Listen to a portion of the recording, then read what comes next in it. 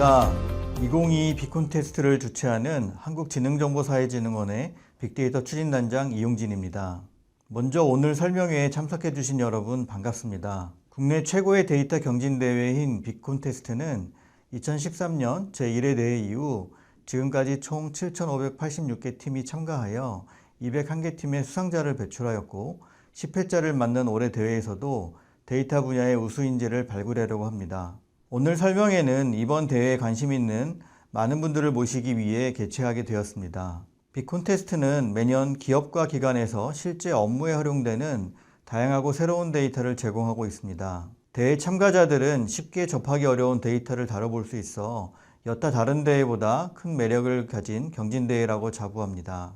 이번 제10회 대회는 그 규모를 더욱 확대해서 데이터 분석 중심의 데이터 분석 리그와 16개 분야 빅데이터 플랫폼을 통해 구축된 데이터를 활용하는 아이디어 리그 등 2개의 리그로 개최됩니다. 먼저 데이터 분석 리그는 ESG, 친환경, 여행 등의 키워드를 주제로 선정하여 데이터를 활용해서 사회적 이슈를 해결해 보고자 하고, 아이디어 리그는 빅데이터 플랫폼의 데이터를 토대로 사업화 및 서비스 아이디어를 발굴하고자 합니다.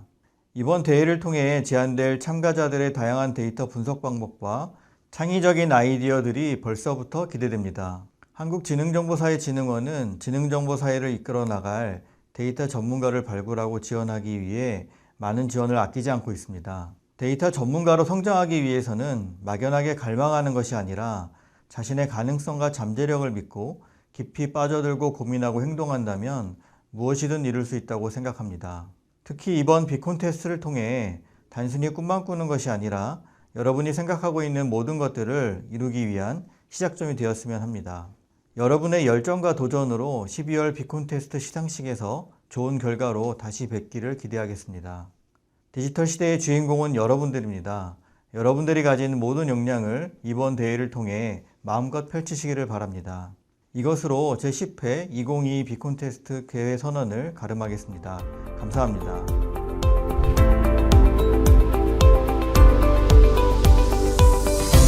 안녕하세요. 빅콘테스트 데이터 분석 리그 운영위원회 위원장 전혜주입니다. 지금부터 제10회 2022 빅콘테스트 데이터 분석 리그에 대하여 설명드리겠습니다. 2013년부터 시작되어 올해 10회째를 맞이하는 본 대회는 공공기관과 민간 기업에서 보유하고 있는 데이터를 자유롭게 활용하여 새로운 서비스 모델과 참신한 아이디어를 제시하는 등 데이터 우수인재 발굴을 위해 개최되었습니다. 공공 및 민간 데이터를 확보하여 제공하고 각 분야의 전문가로 구성된 운영위원회를 통해 객관적인 운영과 심사를 실시하고 있습니다. 올해 대회 일정은 참가 접수를 시작으로 9월 8일 데이터 공개와 함께 결과물 제출일인 10월 7일을 끝으로 약 2개월간 진행됩니다. 이후에는 1차 서류 심사와 2차 PT 발표 심사를 거쳐 12월 22일에 빅콘테스트 쇼케이스를 통해 시상식을 진행할 예정입니다. 올해도 참가자 역량 강화 프로그램인 사전 점검과 서포터즈를 운영할 계획입니다. 특히 대회 참가 접수 기간 외에는 참가 신청이 불가하니 필히 사전에 참가 접수 신청을 진행하여 주시기 바랍니다. 다음은 대회 참가 대상 및 자격입니다. 본 대회는 데이터 제공일 기준으로 데이터에 관심이 있는 전국 중학생, 고등학생, 대학원 또는 대학원생 및 일반인 누구나 참여가 가능하며 데이터 분석 및 컨설팅 업체 소속 임직원은 참여가 불가합니다. 세부 분야별로 참가 자격이 상이하니 이 점 유의해 주시길 바랍니다. 개인 또는 팀 단위로 참가가 가능하며 팀은 팀장 포함 최대 5인까지 구성이 가능합니다. 또한 본 대회 분야별 중복 참가도 가능하나 중복 수상 시 최상위 등급만 시상이 진행될 예정입니다. 다음은 대회 문제입니다. 대회 문제는 주어진 문제에 대한 분석 과정을 거쳐 아이디어의 방안을 제시하는 이노베이션 분야와 주어진 문제의 모델링을 통하여 문제 해결 과정을 거쳐 해답을 제시하는 데이터 분석 분야로 구분됩니다. 주제는 최근 사회적 이슈와 관심도가 높은 영역으로 구성하였으며 올해 대회 주제는 총 2개 분야, 4개 부문으로 구분됩니다. 주제별 상세 설명은 각 주관 기관에서 별도 설명드릴 예정입니다. 이번 대회는 참가자의 도전 의식을 고취하기 위해 일반적으로 접근하기 어려운 데이터를 많이 준비하였으며 참가자는 제공되는 데이터 외에 자유롭게 외부 데이터도 수집하여 활용할 수 있습니다. 대회 데이터는 9월 8일 대회 홈페이지 내 마이 페이지를 통하여 제공될 예정이며 참가 신청한 주제의 데이터만 제공될 예정입니다. 결과물 제출 마감 이후에는 전문 심사위원을 통하여 1차 서류 심사, 2차 발표 심사가 진행됩니다. 이노베이션 분야는 데이터 전처리 과정, 탄소 계산기 구축, 여행 루트 설계, 탄소 절감 팁 등이 주요 평가 기준입니다. 데이터 분석 분야의 루키 부분은 제주도 입도객 예측 결과, 데이터 분석 과정이 심사 기준이며 퓨처스 부분은 고객당 대출 신청, 예스, 노 결정과 모델 해석 기반 분석 수준 등이 심사 기준입니다. 챔피언 부문은 데이터 수집 및 전처리 과정, 선정된 입시에 대한 타당성 분석 등이 심사 기준이 되며 2차 발표 심사는 제출한 결과물에 대한 분석 과정, 도출 결과 등의 발표력, 전달력 등이 평가 기준이 됩니다. 세부적인 평가 기준 및 방향은 각 주제별 설명 시간을 참고하시면 도움이 되실 겁니다. 또한 2차 심사의 불참 시 수상자 선정에서 제외가 될 예정입니다. 다음은 결과 제출입니다. 결과 보고서는 별도의 양식이 없는 자유양식으로 분량의 제한은 없습니다. 다만 2차 발표 평가 시간이 15분 발표임에 따라 이를 고려하여 작성되어야 하며 결과 보고서 외에 결과물 설명을 위한 다양한 자료도 추가하여 제출이 가능합니다. 또한 원활한 심사 진행을 위해 재현 가능한 로데이터 일체를 제출해야 합니다. 최종 결과물 제출에 대해서는 제출 이전에 다시 한번 홈페이지를 통해 자세히 안내 드리도록 하겠습니다. 다음은 대회 혜택입니다. 총 상금은 5,900만 원 상당으로 상장은 과학기술정보통신부 장관상 4점과 주최, 주관사 대표상으로 구성되어 있습니다. 아울러 수상자에게는 데이터 우수인재 기업 매칭 프로그램인 빅 매칭 캠프에 참여할 수 있는 기회를 제공하고 올해 신설된 루키 리그는 데이터 영재 육성 활성화를 위해 지도교사상 시상을 별도로 진행할 예정입니다. 특히 챔피언 부분의 LG U+, 퓨처스 부분의 핀다는 수상자를 대상으로 기업의 채용 관련 혜택도 별도로 제공될 예정이니 참고하시기 바랍니다. 마지막으로 이번 대회의 키포인트를 말씀드리겠습니다. 첫 번째, 제공 데이터 이외에도 다양한 외부 데이터를 활용하여 문제 해결형의 분석 과제를 수행함으로써 참신하고 창의적인 아이디어 도출을 시도하길 바랍니다. 데이터의 전처리 과정 또한 심사에 매우 중요한 기준이 될 것입니다. 두 번째로 데이터 분석 경진대회인 만큼 예측, 모델, 성능 향상을 통한 결과값 도출도 중요하지만 문제에 대한 도메인 지식과 함께 문제 이해와 모델링, 결과 해석 등 분석 과정 전반에 대한 것도 중요한 부분을 차지할 것입니다. 자, 이상으로 제10회 2022 빅콘테스트 데이터 분석 리그 요강에 대한 설명을 마치도록 하겠습니다. 참가자분들의 건승을 기원합니다. 예, 감사합니다.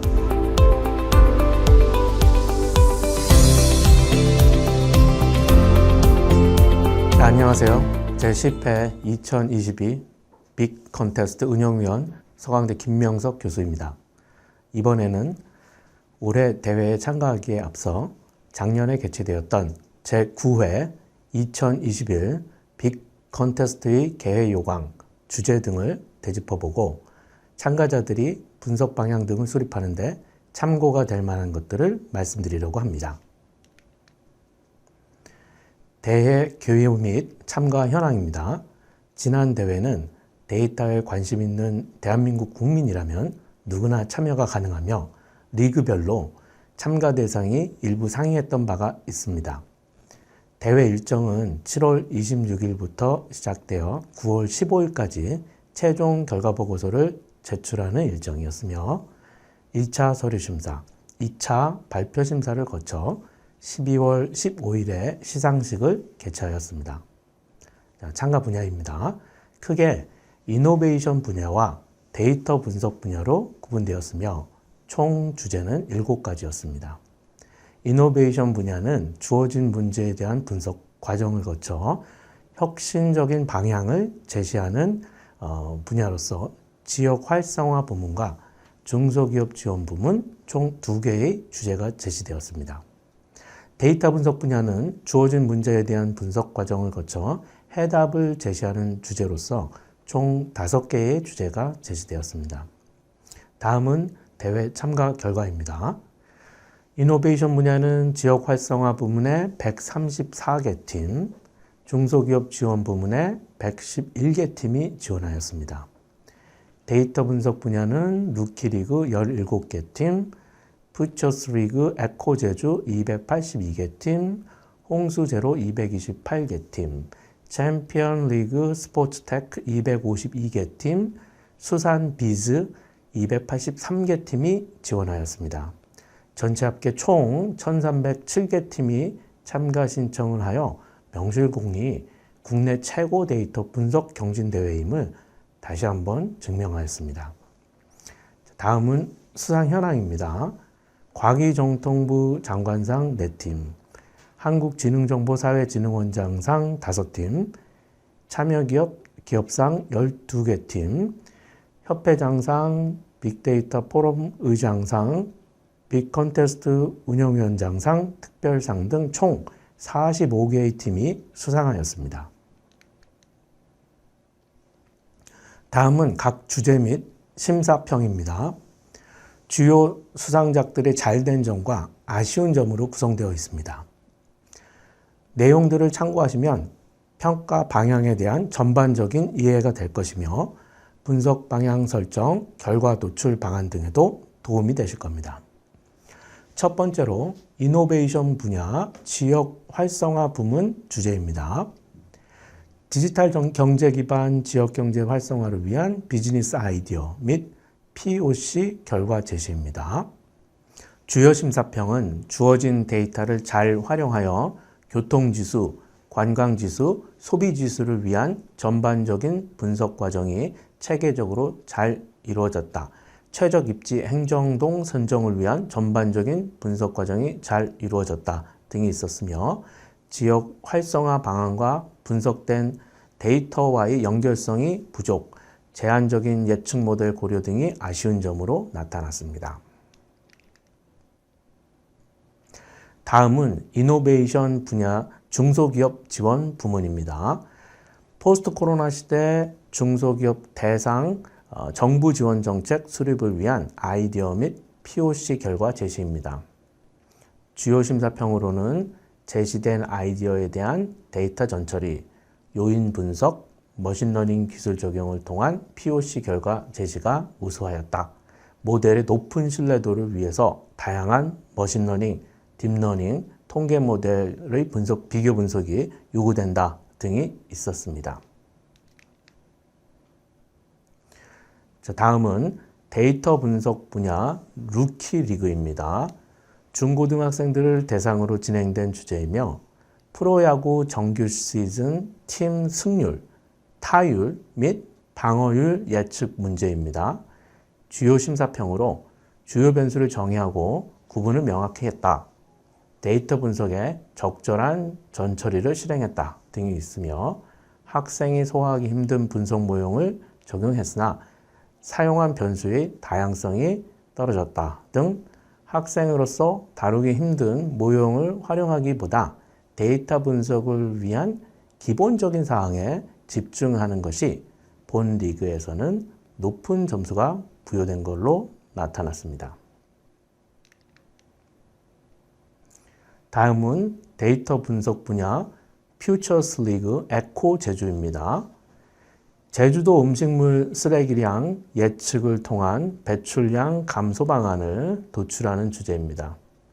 주요 심사평으로는 중요한 파생 변수를 도출하고 시간적 연관성을 고려한 점이 우수했다.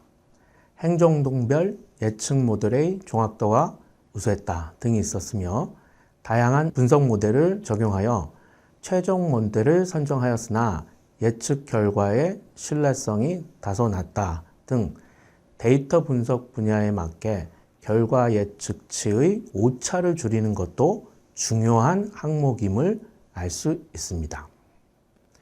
다음은 데이터 분석 분야 퓨처스 리그 홍수 제로입니다. 댐 유입 수량 예측을 통해 최적의 수량 예측 모형을 도출하는 주제입니다. 주요 심사평으로는 EDA, 데이터 전처리, 모델링, 모델 평가 및 결과 해석까지 전반적인 과정에서 분석이 체계적으로 수행되었다. 구간을 나눠 오차를 보정하는 창의적이고 간편한 모델로 성능을 확보하였다 등의 긍정적인 평가가 있었으며 도메인 지식에 대한 이해가 평이하다, 입력 자료와 종속 변수와의 인과관계가 불명확하다 등의 아쉬운 평가도 있었습니다.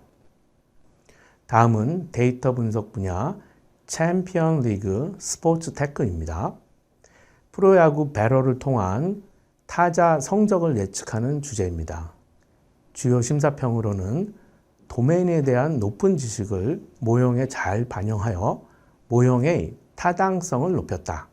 다양한 시각에서 배럴을 정의했다 등의 의견이 주를 이루었으며 이를 통해 분석에 앞서 문제를 정의하고 깊이 있는 이해도 중요한 요소임을 알 수 있습니다. 또한 모델에 대한 이해는 높으나 전처리 과정은 아쉽다, 지표의 활용 방안이 구체적이지 않아 아쉽다 등의 의견도 있었습니다. 마지막으로 데이터 분석 분야 챔피언 리그 수산 비즈입니다. 수산물 수입 가격 예측을 통해 최적의 가격 예측 모형을 도출하는 주제입니다. 주요 심사평으로는 외부 데이터의 활용이 우수하다. 수산물 수입 구조 및 행태에 대한 이해도가 높다.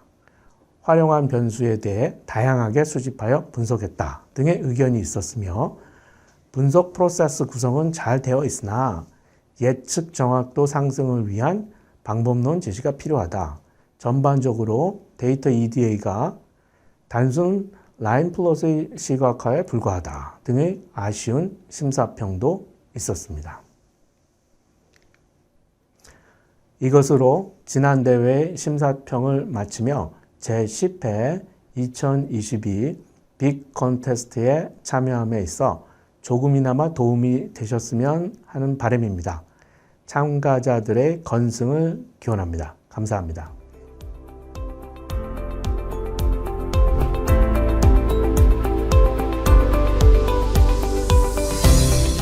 안녕하십니까.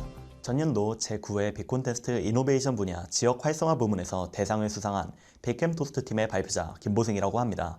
어떻게 하면 이번 참가자분들께 저희들의 노하우를 전수해드릴 수 있을지 많은 고민을 해보았는데 결국 다른 내용을 추가하기보다는 작년 최종 발표 당시의 모습 그대로를 재현해드리는 편이 가장 좋을 거라 판단했습니다. 저희 팀의 발표가 여러분께 조금이나마 도움이 되어 이번 대회에서 좋은 성과 거두시기를 기원하겠습니다. 저희 팀은 본 프로젝트를 통해 제조업 중심의 산업발전 지원과 인프라 최적화에 중점을 둔 군산시 지역경제의 활성화 방안을 강구해보았습니다. 목차는 다음과 같습니다. 본격적인 논의에 앞서 군산시 지역경제의 현황을 간단히 짚고 넘어가겠습니다. 군산시의 인구수 및 종사자 수는 대우자동차와 현대중공업 등 대규모 제조업체가 입지함에 따라 견인되어 왔으나 2017년 현대중공업 군산조선소의 가동 중단, 2018년 GM공장의 폐쇄 등 본격적인 지역경제의 위기가 도래하며 감소세로 전환되었습니다. 수출 지표를 보면 지역경제 침체의 심각성이 더욱 확연히 드러납니다. 2012년 군산시의 총 수출액은 70억 달러에 달했으나 경제위기를 거친 이후 2019년에는 24억 달러까지 곤두박질 쳤습니다. 그리고 46억 달러가량의 감소분 중 무려 93%가 자동차 및 선박 품목의 소출 감소에 의한 것이며, 이는 지금껏 군산시 지역 경제의 발전과 쇠퇴가 대규모 제조업의 변화에 따라 크게 영향을 받아왔다는 사실을 입증합니다. 위기 극복의 실마리를 찾기 위해 타 지역의 경제위기 사례를 참고해 보았습니다. 전라남도 목포의 경우 지역 경제의 기반을 책임지던 세 가지 지역 산업 중 조선업과 자영업이 흔들리자 남아있는 수산업에 집중하는 한편 신재생 에너지 산업과 관광산업 등을 새롭게 육성했습니다. 한편 경상남도 통영의 경우 중소규모 조선업에 대한 지역산업 의존도가 막대했으나 일찍이 도래한 산업위기에 대응하며 관광산업을 점진적으로 육성해왔습니다.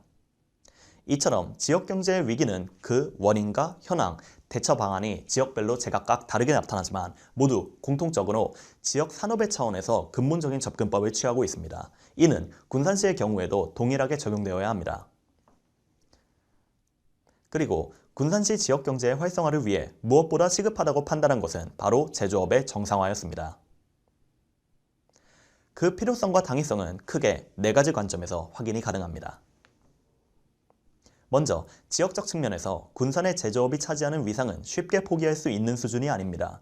다른 지역과 비교해 볼 때 애초부터 제조업 종사자 수가 많지 않았던 목포나 30%에 달하던 제조업 종사자 수가 지역경제 위기 이후 10% 미만으로 급감한 통영과는 다르게 군산의 제조업은 원래부터 높은 비중을 차지했으며 타격을 입고 나서도 종사자 수는 여전히 21%에 달했습니다. 또한 산업적 측면에서 제조업은 경제성장 기여율, 임금 수준, 노동 생산성 등 다양한 지표에서 우수한 수준을 보이는 주요 산업입니다. 이는 제조업이 지역산업의 발달을 지역경제 활성화의 원동력으로 직접 지어내는 데 매우 적합한 산업임을 의미합니다.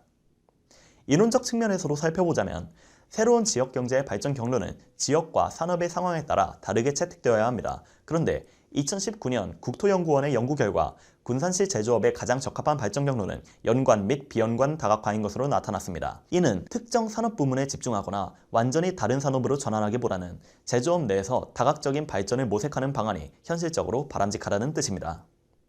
결정적으로 현재 전라북도 및 군산시 지자체에서 실제로 추진 중인 위기 대응 방안 역시 제조업을 중심으로 진행되고 있습니다. 이는 지역 차원에서도 지역경제의 활성화를 위해서는 제조업의 발전 지원이 급선무라는 점을 이미 인지하고 있음을 의미합니다.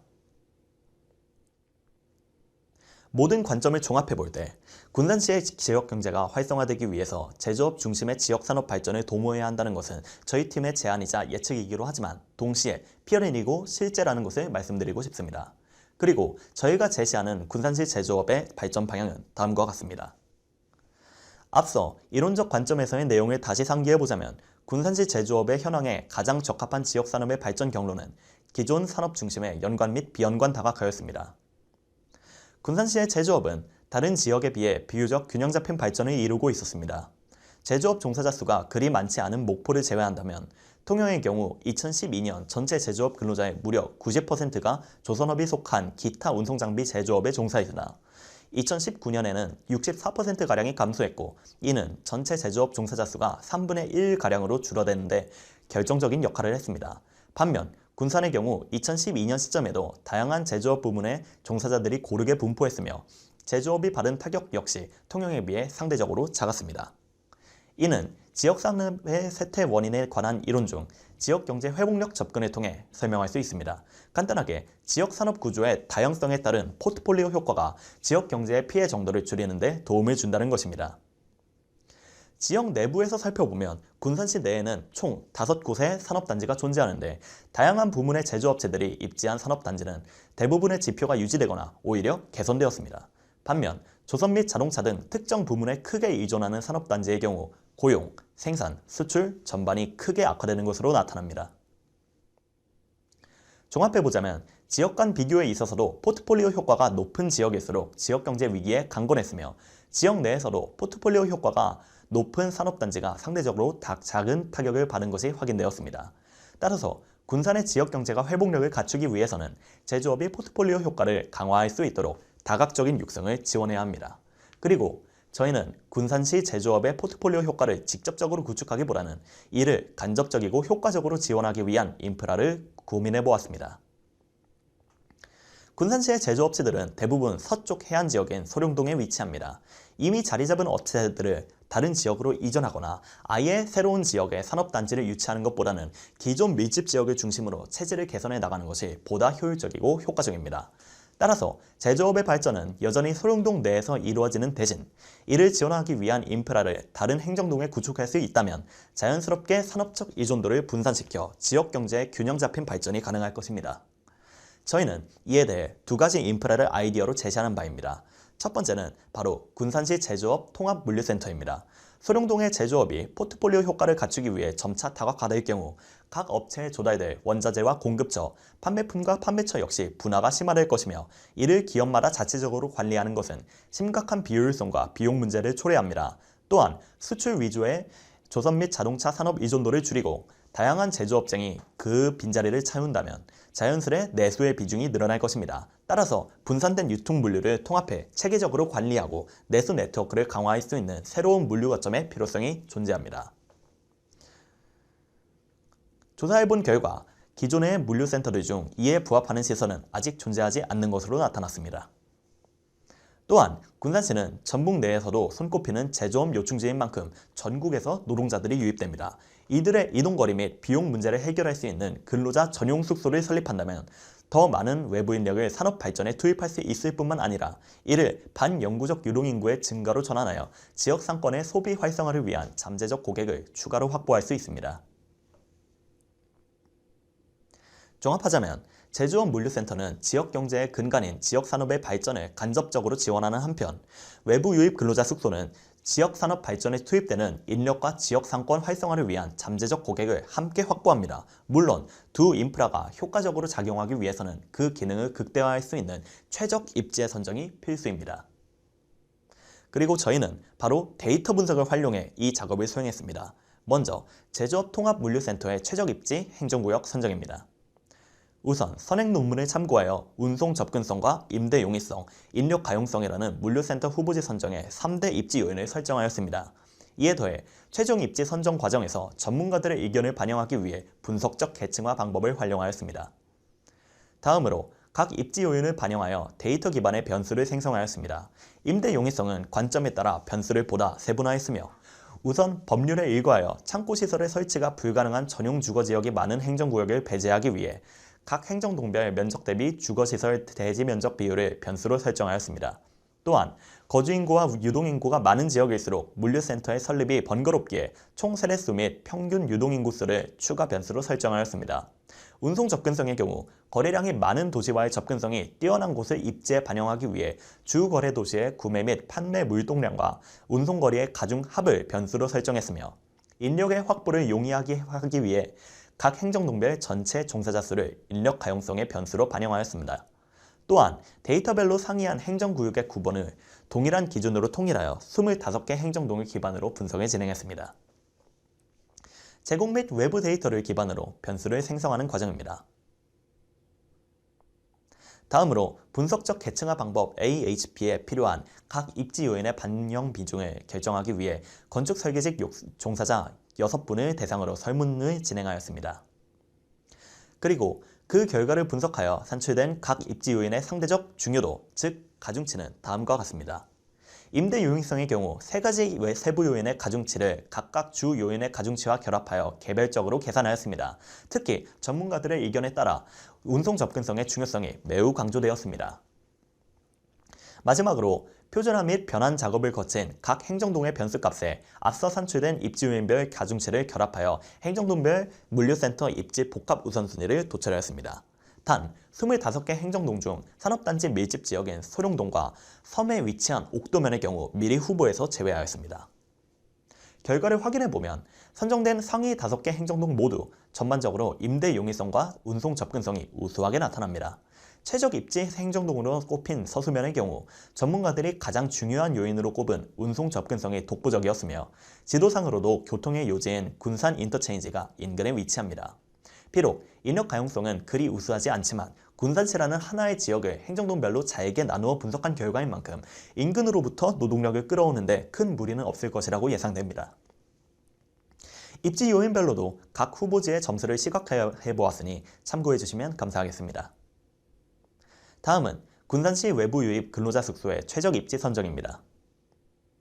앞서 물류센터의 경우와 마찬가지로 선행 연구 자료를 참고해 입지 요인을 선정하였으며 크게 생활 편의 시설의 요건과 교통 접근성이 주요 입지 요인으로 고려되었습니다. 방법론적으로는 우선 클러스터링을 활용하여 기본적인 정주 여건을 갖춘 행정동들을 선별해낸 후 해당 지역 내에서 피임 미디언을 활용해 교통 접근성이 뛰어난 지점을 세부 입지로 최종 선정하였습니다.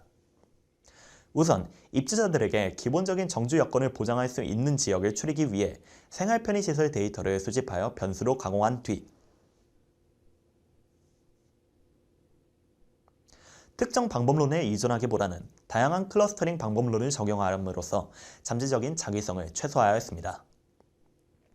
방법론별로 클러스터링을 진행한 후 상대적으로 성능이 뒤떨어지는 GMM을 제외한 6개 알고리즘 결과를 하드워링에 투입해보니 최종적으로는 나운동과 수송동이 생활 편의시설 전반에서 우수한 여건을 갖추고 있는 행정동으로 가장 많이 선정되었습니다.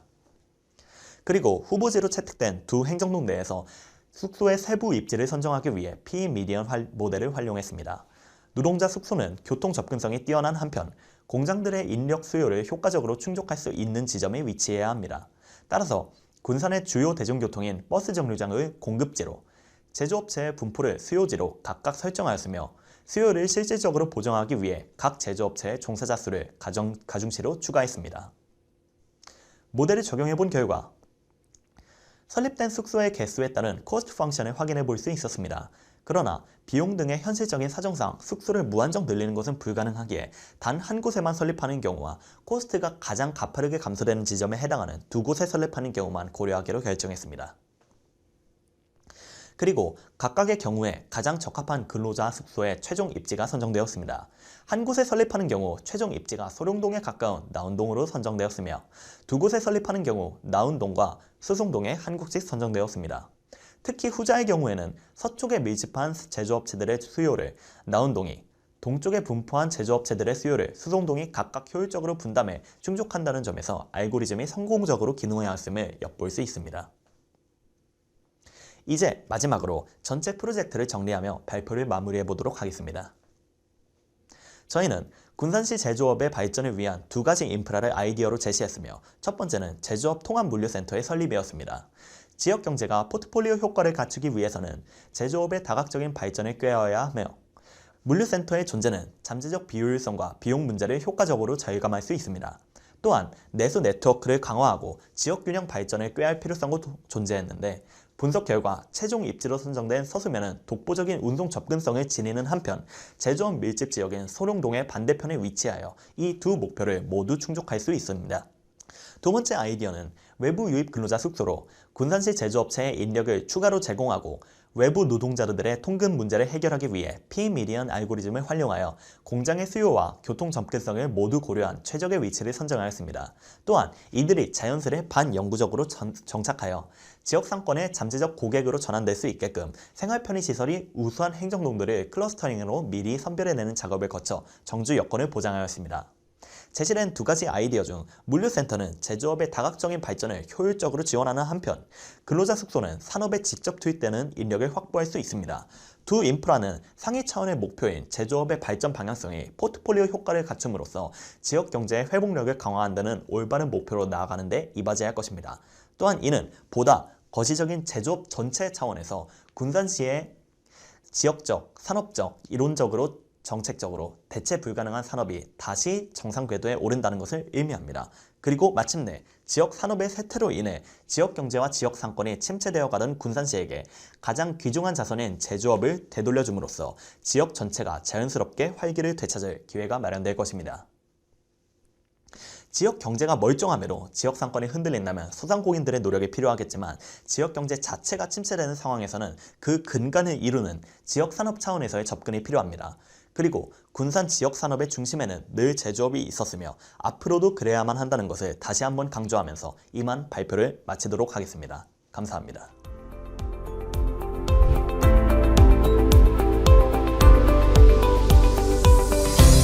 안녕하세요. 2021 빅콘테스트 에코제주 부문 대상 스태티스틱스 팀의 발표자 권남택입니다. 발표에 앞서 저희의 핵심 포인트 3가지를 먼저 말씀드리겠습니다. 먼저 모델링 전에 데이터를 최대한 뜯어보면서 변수들 간의 관계를 파악하고 태스크에 적절한 파생 변수들을 생성하는 것에 초점을 맞추었습니다. 모델링에 있어서는 데이터 및 태스크에 적절한 방법들을 논리적인 이유를 기반으로 선정했고 사후적인 해석 또한 진행하였습니다. 마지막으로 정책 제안에서도 아이디어 공모전처럼 진행하지 않고 데이터에 기반한 문제 접근 및 정책의 효과를 어떻게 파악할 수 있을지까지 고민하였습니다. 저희는 지난 시상식 때 우수 발표 없이 대상을 받았기 때문에 2차 평가 받았을 때의 흐름을 최대한 유지하되 시간 관계상 많은 생략을 포함하고 있습니다. 발표에 대한 전체적인 요약은 저희 GitHub 페이지에서 참고해 주시면 감사하겠습니다. 2020년 코로나 팬데믹 이후 제주도는 여행객들이 가장 많이 찾는 관광지가 되었습니다. 청정 자연 환경이 매력적인 제주의 그늘에는 늘 쓰레기 문제가 자리하고 있습니다. 제주도의 1인당 생활 폐기물 배출량은 전국 평균의 1.6배에 달하며 음식물 쓰레기 배출량은 2019년까지 평균적으로 증가했습니다. 그래서 제주도는 음식물 쓰레기의 배출을 줄이기 위해 RFID 기기를 제주 전 지역에 확대 도입하였고 이를 통해 음식물 쓰레기 배출에 대한 데이터 기반의 관리와 배출량 예측, 배출량에 미치는 요인 파악이 가능해졌습니다. 이렇게 RFID 기기를 통해 수집된 데이터들과 저희가 추가적으로 수집한 데이터들에 대해 살펴보겠습니다. 먼저 음식물 쓰레기 데이터입니다. 2018년부터 관측된 데이터이고 관측 일자, 행정동, 지점별로 배출량이 기록되어 있습니다. 유동인구 데이터에서는 거주인구, 근무인구, 방문인구를, 음식 관련 카드 소비 데이터에서는 총 사용 금액과 배달, 식재료, 외식 카드 사용 금액 변수로 세분화하였습니다. 외부 데이터입니다. 행정동별 식료품점의 개수를 크롤링 후 PCA를 통해 생성하였습니다. 코로나 확진자 수 데이터를 가져와서 코로나의 영향을 반영하고자 했고 제주 행정동 지도 데이터를 가져와서 행정동의 위치 정보를 사용하였습니다. 기상청에서는 강수 데이터를 가져왔고 통계청에서는 행정동별 주택 특성을 나타내는 데이터를 가져왔습니다. 구체적으로 예측해야 하는 배출량 데이터를 살펴보겠습니다. 월별 추이를 봤을 때 여름과 겨울, 성수기의 배출량이 상승하는 경향이 있었고 일별 추이를 보았을 때는 주말의 배출량이 평일의 배출량보다 상대적으로 많았습니다. 공간상으로는 제주도 중심부에 위치하는 행정동들의 배출량이 더 많았습니다. 즉 7일, 반년, 1년의 계절성과 공간 자기상관이 의심되었습니다. 이상치 또한 많은 데이터였습니다. 서귀포시 대천동 같은 경우 19년 초반 배출량이 급락했고 서귀포시 호돈동 또한 비슷한 패턴이었으며 제주시 구자읍 같은 경우는 19년 7월부터 첫 관측이 시작되었습니다. 이런 이상치 패턴들이 인접한 행정동들에서 유사하게 나타나는 것도 특징이었는데요. 이는 행정동 내 다수의 관측 지점들에서 결축이 동일한 패턴으로 연속적인 기간 발생한 결과였습니다. 해당 원인을 다음 기사를 통해 파악할 수 있었습니다. 이렇게 발생한 이상치를 완전 삭제나 보존하는 방법보다는 행정동별로 대체하기로 하였고 이상치 대체 방법으로는 사인 코사인 회기를 사용하였습니다. 먼저 서귀포시 행정동들 같은 경우 이상치로 판단한 시기 데이터를 삭제하고 남아있는 패턴의 추세, 7일, 반년, 1년의 계절성을 사인 코사인 회기를 통해 추정하고 데이터를 생성하였습니다.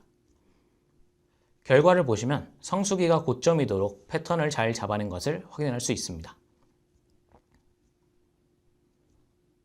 더불어서 행정동에서 알 수 없음 범주에 대한 예측도 데이터를 구체적으로 파악하고 한 기기에 대한 예측으로 대체하였습니다. 이렇게 정제한 배출량 데이터와 다른 데이터들 간의 관계를 파악하고자 합니다. 하지만 그 과정에서 저희는 배달카드 사용 금액이 많아질수록 배출량이 감소한다는 다소 상식과 어긋나는 결과를 확인하였습니다. 따라서 단순히 두 변수 간의 상관만 보는 것은 교란 변수로 인해 실제 관계를 왜곡할 수 있다는 우려를 하게 되었고 그에 따라 변수 간의 그래프 구조를 파악하는 베이지안 네트워크를 사용하였습니다. 이 중에서 저희는 변수 간의 관계 가운데 교란 변수를 보정하는 것에 집중하였습니다. 그래서 저희는 다음과 같은 결과를 확인할 수 있었습니다. 배달카드 사용 금액과 식료품 구매 사용 금액은 인구를 교란 변수로 갖고 배출량에 영향을 미치고 있었습니다. 다만 외식 같은 경우는 배출량에 영향을 주는 요인이라고 판단하기는 어려웠습니다. 현재 시계열적으로 관측된 데이터이기 때문에 두 변수 간의 시차를 고려해주기 위해서 그레인저 검정을 진행하였습니다. 거주 인구를 보정하고 시차를 고려해서 배출량과 관심 변수 간의 관계를 파악한 결과 배달 구매 한 건당 2일 뒤에 평균적으로 500g의 음식물 쓰레기가 발생했고 식료품 구매 한 건당 4일 뒤에 평균적으로 1kg의 음식물 쓰레기가 발생하는 관계를 파악할 수 있었습니다. 사실 인과추론을 연구하는 입장에서 당시 분석에도 1년 전에 돌아보았을 때도 다소 부족한 설명이라는 것을 알고 있습니다. 만약 이번 대회에서 인과에 대해 말하고 싶다면 심사위원분들도 인과추론에 대한 관심 및 이해가 높아지고 있는 만큼 정말 많은 공부와 고민이 필요할 것 같습니다. 다음은 모델링에서 사용할 파생 변수들의 생성입니다. 먼저 시간 관련 파생 변수로 이를 단순히 원핫 인코딩이나 레이블 인코딩을 진행할 경우 시간적인 연속성과 순환성을 충분히 고려할 수 없었습니다. 따라서 이를 삼각함수를 통해 저희가 사전에 관찰한 계절성과 대응시켰습니다. 더불어 일요일과 월요일, 6, 7, 8월의 배출량이 더 많았기 때문에 이를 변수로 추가하였습니다. 공간 관련 변수로는 위도와 경도를 활용해서 위치 정보를 활용하였습니다. 배출량과 관련해서도 1년 전의 배출량, 35일 전, 63일 전의 배출량이 현재 배출량과 상관성이 높기 때문에 이를 예측에 반영하였습니다. 이렇게 생성된 파생 변수들과 같이 모델링을 진행하기에 앞서 모델링의 목표부터 짚고 넘어가겠습니다. 먼저 현재 예측하고자 하는 7, 8월뿐만 아니라 모든 기간에 걸쳐 강력한 모델을 만들고자 합니다. 더불어 지나치게 복잡한 모델을 사용하기보다 모델에 대한 사후 해석이 어렵지 않은 모델을 사용하였습니다. 시간과 공간의 영향을 모델 자체와 변수로서 보정해 주고자 하였습니다. 이를 바탕으로 학습 기간을 다음과 같이 고려하였습니다. 가장 최근 데이터인 3, 4, 5, 6월을 평가 기간으로 잡아 전체 기간을 잘 맞출 수 있도록 했고 이 과정에서 시계열적 특성을 고려한 롤링 윈도우 방식으로 파라미터 튜닝을 진행하였습니다. 모델은 데이터 리키지가 발생하지 않도록 한 달 뒤와 2달 뒤를 각각 예측하는 모델로 이분화하였습니다. 저희가 사용할 모델은 총 4가지입니다. 먼저 월별 모델링에서 아리마입니다. 아리마는 시간 자기상관 구조를 고려할 수 있기 때문에 사용하였습니다. 다음은 월별 모델링에서 지리과중 회귀 모델 GWR입니다. 현재 배출량 데이터는 공간 검정을 실시했을 때 공간 자기상관이 존재하기 때문에 GWR을 사용하였습니다. 더불어 관측 시간에 시계열성을 고려해주기 위해서 시간 관련 파생 변수들을 사용하였습니다. 다음으로 일별 모델링에는 다음과 같은 이유로 트리 계열의 LightGBM과 바트 모형을 사용하였습니다. 먼저 LightGBM 같은 경우 빠른 학습 속도와 높은 성능을 지니고 현재 많은 수의 데이터에서는 과적합에 대한 걱정이 상대적으로 적기 때문에 사용하였습니다. 학습 후 예측 모델을 사후적으로 해석하기 위해 샵을 사용하였습니다. 샵의 해석 같은 경우 인과적인 의미를 지니지 않는다는 것은 이번 대회에서도 유의할 포인트입니다. 다음은 베이지안 방식의 트리 모델인 바트입니다. 사실 당시에도 뉴럴넷을 포함할 수 있다면 모델 4가지가 갖는 그림이 더 예쁠 것이라고 생각했지만 저희가 뉴럴넷에 대한 이해가 상대적으로 부족하고 뭔가 특별한 모델을 사용하고 싶었던 것도 이유 중에 하나였습니다. 바트에서도 변수 중요도와 파셜 디펜던스 플롯을 통해 생성된 변수들이 중요한 역할을 하고 있음을 확인하였습니다. 이렇게 4가지 모델들의 장점을 모두 반영해서 보다 일반화된 모델을 만들고자 앙상블을 진행하였습니다. 앙상블 비율은 모델 평가 과정에서 가장 좋은 성능을 보이는 비율로 선정해서 2배 정도 더 효용이 높은 모델을 만들어냈습니다. 정책 제안 파트입니다. 저희는 정책을 현황관리, 사전관리, 사후관리 3층위에서 제안하였습니다. 먼저 현재 데이터에서는 결축치로 인한 이상치들이 정말 많았고 해당 이상치는 꽤 긴 기간 동안 관리되지 않았습니다. 따라서 차후 분석을 위한 데이터 품질의 상승을 위해 배출량 이상치 탐지기를 제안합니다. 최근 90일의 데이터를 학습해 오늘의 배출량이 이상치인지 여부를 판단합니다. 이 과정을 모두 R샤인을 통해 구현하였고 원하는 행정동과 오늘의 날짜를 클릭하기만 하면 오늘의 배출량에 문제가 있는지를 판단해주는 시스템입니다. 다음은 사전관리에서 배달과 대형마트에서 발생하는 쓰레기를 줄이기 위한 방안입니다. 이전의 EDA 과정에서 배달과 식료품 구입에 따른 음식물 쓰레기 증가가 드러났습니다. 해당 인사이트를 기반으로 배달에서는 양이었던 캠페인을, 대형마트에서도 다음과 같은 캠페인을 제안하였습니다. 이 사전관리 정책을 시행했을 때 그 효과를 계량하기 위한 이중처분법 디자인을 동시에 제안하였습니다. 다음과 같이 기울기가 유사한 집단이 어떤 정책 실행 후에 차이가 생겼다면 그 차이만큼의 인과적 효과를 추정하는 방법입니다. 이중처분법의 평행 추세 과정을 만족시키기 위해 군집 분석을 시행했고 이 군집 안에서 무작위 배정을 시행한 후 평행 추세 과정이 만족되는 것을 확인하였습니다. 이렇게 나눠진 집단과 시간 정보를 활용해서 간단한 회귀 분석을 시행하면 다음의 베타 값을 정책 실행의 인과적 효과로서 다룰 수가 있습니다. 마지막으로 사후 관리를 위한 감량하기의 시범 도입입니다. 80%의 감량 효과가 있고 현재 외부 지역에서 시범적으로 도입하고 있는 감량하기의 우선 입지 선정을 시뮬레이션 데이터를 통해 제안합니다. 다음과 같은 방식으로 일부 지점들을 필터링한 후 시뮬레이션 데이터로 최적 지점을 선정하였습니다. 제가 지난 연도에 대회를 준비하면서 동시에 다른 팀의 발표를 보면서 저희 팀의 강점이었던 부분들을 정리하였습니다. 먼저 성능이 제일 중요한 태스크인지 아니면 이를 바탕으로 다른 가치를 이끌어내기 위한 태스크인지를 명확히 해야 합니다. 음식물 쓰레기 배출량을 예측한다고 해서 쓰레기 배출량이 실제로 줄진 않습니다.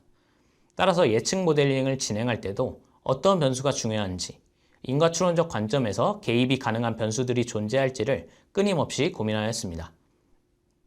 두 번째로 모델을 사용할 때 이론적인 이해가 있는 모델들을 사용하였습니다. 예를 들어 라이트GBM을 사용해도 구글링에서 나오는 특성들로만 가볍게 이해하지 않고 원 논문을 읽으면서 GOS, EFB라는 핵심 아이디어들을 충분히 이해한 상태로 모델들을 사용하였습니다.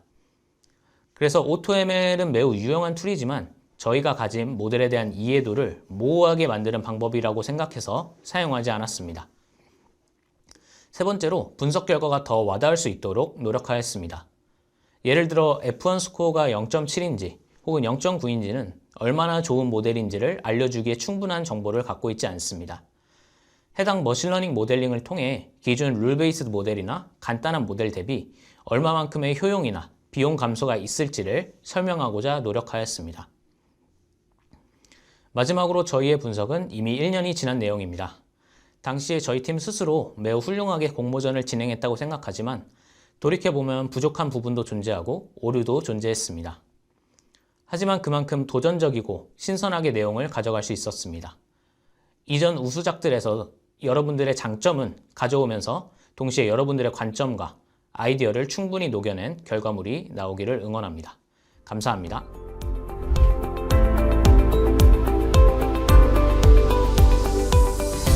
안녕하세요. 2021 빅콘테스트 챔피언리그 스포츠테크 부문 대상 수상팀 떨03의 팀장 김성곤입니다. 제가 참가했던 스포츠테크 부문의 주제는 프로야구 배럴을 통한 타자 성적 예측이었습니다. 여러분은 배럴이라는 단어가 혹시 익숙하신가요? 저를 포함한 저희 팀원 모두가 야구를 굉장히 좋아합니다. 그럼에도 불구하고 대회에 참가할 당시 이 배럴이라는 용어는 참 낯설게만 느껴졌습니다. 당시에는 배럴이 뭐야 하고 되게 당황했던 그런 기억이 새록새록한데 최근에는 야구 중계를 보다 보면 배럴이라는 단어가 은근히 많이 등장하는 것 같습니다. 여러분도 배럴 타구를 이해하시고 나면 아마 전보다 야구를 훨씬 더 재밌게 보실 수 있을 겁니다. 자, 그러면 배럴과 함께하는 어제보다 재밌는 KBO 배럴 댄 예스터데이 발표 시작하겠습니다. 먼저 목차입니다. 목차는 다음과 같이 크게 4파트로 구성했습니다. 첫 번째 파트 문제 이해입니다. 본 대회에서는 총 2가지 문제가 주어졌습니다. 첫 번째는 국내 프로야구에 알맞은 한국형 배럴 기준을 새롭게 정의하는 것이었고, 두 번째는 첫 번째 문제에서 정의한 배럴을 기반으로 타자의 OBP, SLG, OPS를 예측하는 것이었습니다. 이 두 문제가 독립적인 관계가 아니고 첫 번째 문제를 해결해야만 두 번째 문제를 풀 수 있는 형태임을 알 수 있습니다. 따라서 저희 팀은 첫 번째 문제에서 배럴을 얼마나 논리 있게 그리고 올바르게 정의하느냐가 본 대회의 가장 중요한 핵심 포인트라고 판단했습니다. 그래서 이 배럴 정의에 정말 많은 시간을 쏟아부었습니다. 그럼 바로 두 번째 파트, 프로야구 배럴 정의에 대해 말씀드리겠습니다. 질 좋은 타구를 의미하는 배럴이라는 지표는 메이저리그에서 처음 등장했습니다. 어떤 타구가 속도와 각도의 적절한 조합을 이루어지면 질 좋은 타구가 생성되는데, 이 적절한 조합을 만족하는 타구를 바로 배럴 타구라고 합니다. KBO에서도 메이저리그의 배럴 기준을 조금 완화하여 한국형 배럴 기준을 직접 정의하였습니다. 그러나 한국형 배럴 기준에는 몇 가지 문제가 있었습니다. 다음의 자료를 살펴보면 한국형 배럴 기준에 어떤 문제가 존재했는지 쉽게 이해하실 수 있습니다. 먼저 좌측에 있는 표는 메이저리그의 배럴 타구 현황입니다. 메이저리그의 경우 해설위원은 알론소 선수의 활약에 대해서 이렇게 말할 수 있습니다. 알론소 선수 올 시즌 정말 대단한 활약을 펼쳤습니다. 총 66개의 질 좋은 타구를 생성했고 그중 53개의 타구가 홈런으로 이어졌습니다. 전혀 이상한 부분이 없습니다. 우측에 있는 표는 한국형 배럴 기준을 적용한 KBO의 배럴 타구 현황입니다. 해설위원은 이렇게 말합니다. 최정 선수는 올 시즌 14개의 질 좋은 타구를 생성했고 그중 29개의 타구가 홈런으로 이어졌습니다. 무언가 이상하지 않나요? 질 좋은 타구를 14개 생성했는데 홈런이 29개가 나왔다고 합니다. 그렇다면 자연스럽게 최정 선수의 나머지 15개의 홈런은 질이 안 좋은 타구라는 말이 됩니다. 왜 이런 문제가 생겼을까요? 바로 KBO에서 나름대로 메이저리그보다 완화하여 만든 한국형 배럴 기준이 생각보다 여전히 너무 빡빡한 기준이기 때문입니다. 따라서 KBO의 특성을 고려하여 배럴 타구의 기준을 새롭게 정의해야 합니다. 이에 본팀은 두 종류의 배럴 기준을 정의했습니다. 하나는 홈런성 배럴이고 다른 하나는 안타성 배럴입니다. 홈런성 배럴 타구는 지금까지 앞서 계속 말씀드렸던 일반적으로 말하는 배럴 타구와 같은 의미이고, 안타성 배럴 타구는 본팀이 이번 대회를 통해 정의한 기존에는 없던 새로운 개념입니다. 먼저 홈런성 배럴 타구를 어떻게 정의했는지부터 말씀드리겠습니다. 더 많은 질 좋은 타구가 배럴 타구로 분류될 수 있도록 하기 위해서는 기준을 더욱 완화시키면 됩니다. 자, 한번 현재 KBO에서 사용하고 있는 배럴 타구의 최소 속도 기준 155km를 150km로 낮춰보겠습니다. 크기가 작은 대전구장에서는 150km로 기준을 낮추자 더 많은 홈런 타구들이 배럴 타구로 분류되는 것을 확인하실 수 있습니다. 오히려 현재의 기준인 155km를 적용했을 때는 한눈에 봐도 많은 수의 홈런 타구들이 배럴 타구로 분류되지 못하고 있음을 알 수 있습니다. 그런데 크기가 큰 잠실구장에서는 어떨까요? 배럴 타구의 기준을 150km로 완화하자 홈런은 거의 추가되지 않고 플라이아웃, 즉 질 나쁜 타구들의 비율만 급격히 증가하는 것을 확인하실 수 있습니다. 다시 말해 모든 구장에 동일한 기준을 적용해서는 현재 KBO 배럴이 가지고 있는 문제를 효과적으로 해결하기가 어려워 보입니다. 그래서 본팀은 비슷한 특징을 가진 구장끼리 군집을 형성하기 위해 각 구장에서 생산된 홈런 타구들의 타구 속도 1분위수를 기준으로 군집 분석을 시행했습니다. 그리고 그 결과 다음과 같은 4개의 군집을 얻을 수 있었습니다. 다음의 자료를 보시면 홈런을 만들기 위해 필요한 최소 타구 속도가 군집별로 천차만별임을 알 수 있습니다. 만약 이러한 사실을 무시하고 모든 군집에 동일한 타구 속도 기준을 적용하면 앞서 대전구장과 잠실구장에서 살펴본 바와 같은 문제점이 발생하게 됩니다. 따라서 본팀은 각 군집에 맞는 최적의 타구 속도를 기반으로 다음과 같은 홈런성 배럴 기준을 새롭게 정의했습니다. 다음으로 안타성 배럴을 어떻게 정의했는지 말씀드리겠습니다. 2018년부터 2021년까지 메이저리그와 KBO의 안타 타구 비율입니다. 1루타의 비율은 매년 KBO가 더 높은 반면 2, 3루타와 홈런의 비율은 메이저리그가 매년 더 높습니다. 본팀은 이러한 현상을 기반으로 단타 위주의 타구가 주로 생산되는 KBO의 특성을 반영하기 위해 기존의 홈런성 배럴에 추가로 안타성 배럴을 정의하기로 결정했습니다. 다음은 아웃이 되는 타구들의 분포를 시각화한 결과입니다. 아웃이 되는 타구에는 크게 세 종류가 있습니다. 땅볼이거나 플라이 아웃이 되거나 혹은 직선 타구화되는 경우입니다. 아웃 타구의 분포를 시각화한 결과 가운데 하얗게 비는, 즉 아웃이 발생하지 않는 구간이 존재한다는 사실을 발견할 수 있었습니다.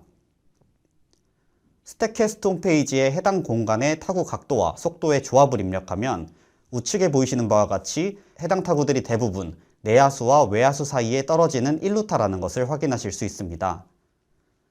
본팀은 바로 이 공간에 대한 타구 각도와 속도의 조합이 거의 모든 타구가 안타, 즉 질 좋은 타구로 이어질 수 있는 조합이며 동시에 1루타의 비율이 높은 KBO의 특성을 충족한다고 판단하여 이 부분을 중심으로 안타성 배럴 기준을 정의했습니다. 이제 본팀이 정의한 홈런성 배럴 타구와 안타성 배럴 타구를 도입했을 때 발생하는 가치들에 대해 말씀드리겠습니다. 본팀이 정의한 홈런성 배럴 기준을 적용하면 우측에 보이시는 기존의 KBO 배럴 기준을 적용했을 때 존재했던 세 가지 문제점을 완벽하게 해결할 수 있습니다. 이제 해설위원은 최정 선수의 올 시즌 성적에 대해 이렇게 당당히 외칠 수 있습니다. 최정 선수가 36개 질 좋은 타구 중 29개의 홈런을 만들어냈습니다. 기존의 KBO 배럴 기준을 적용했을 때는 질 좋은 타구의 수가 14개에 그쳤지만 새로운 홈런성 배럴 기준을 적용했을 때는 39개로 최종 선수가 쏘아 올린 홈런의 개수 29개보다 많아졌기 때문입니다. 또한 본팀이 정의한 홈런성 배럴 타구는 실제 메이저리그의 배럴 타구와 평균 타율 및 장타율에서 유사한 성적을 보이는 것을 확인하실 수 있습니다. 더불어 안타성 배럴 타구의 경우 1루타 위주의 리그라는 국내 프로야구의 특성을 성공적으로 반영했습니다. 배럴 타구의 수와 출루율, 장타율과의 상관계수를 살펴보면 기존의 KBO 배럴 기준을 적용했을 때보다 본팀이 새롭게 정의한 기준을 적용했을 때 상관계수가 모두 상승했음을 확인할 수 있습니다. 이제 세 번째 파트, 앞서 정의한 배럴을 기반으로 성적 예측 모형을 개발하는 파트입니다. 먼저 이상치 처리입니다. 밀도 기반 군집 분석을 활용하여 값이 튀는 데이터들을 제거했으며 OPS가 안정적인 분포를 보이는 100타석 이상의 선수 데이터만을 사용했습니다. 다음으로 본팀이 추가로 생성한 파생 변수 중 배럴을 기반으로 생성한 파생 변수입니다. 많은 파생 변수들을 만들었는데 그 중에 대표적으로 두 가지만 소개하고 넘어가겠습니다. 첫 번째 파생 변수는 기대도수 대비 배럴의 비율입니다. 여기 똑같은 수의 홈런성 배럴 타구를 치고 타석당 홈런성 배럴 타구의 비율도 동일한데 장타율은 천지 차이인 두 타자가 있습니다. 이러한 경우 홈런성 배럴 타구에 대한 정보만으로는 예측 모델에게 두 선수 중 누가 장타율이 높은 타자인지에 대한 정보를 제공할 수 없습니다. 장타율의 제3분위 수를 기준으로 강타자와 약타자를 나누면 유민상 선수는 강타자 그룹에 한동희 선수는 약타자 그룹에 속하게 됩니다. 이때 각 선수의 홈런성 배럴 타구 수를 각 선수가 속한 그룹의 홈런성 배럴 타구 기대도수로 나눠주면 똑같은 수의 홈런성 배럴 타구를 친 두 타자이지만 장타율이 높은 유민상 선수에게 더 높은 값이 부여됩니다. 이렇게 홈런성 배럴에 대한 값이 같은 두 선수라고 하더라도 장타율이 높은 선수에게 더 큰 값이 부여될 수 있도록 생성한 변수가 바로 그룹의 배럴 기대도수 대비 타자의 배럴 도수 비율입니다. 다음으로 안타성 배럴 대비 홈런성 배럴의 비율입니다. 홈런성 배럴 타구와 안타성 배럴 타구의 수를 합한 총 배럴 타구의 수가 동일한 두 타자가 있을 때 홈런성 배럴 타구의 비율이 더 높은 타자가 더 높은 장타율을 보입니다. 이러한 인사이트를 바탕으로 홈런성 배럴 타구와 안타성 배럴 타구의 비율을 나타내는 파생 변수를 생성했습니다. 그 외에도 배럴과 관련된 혹은 배럴과 관련되지 않은 다양한 파생 변수들을 생성했습니다.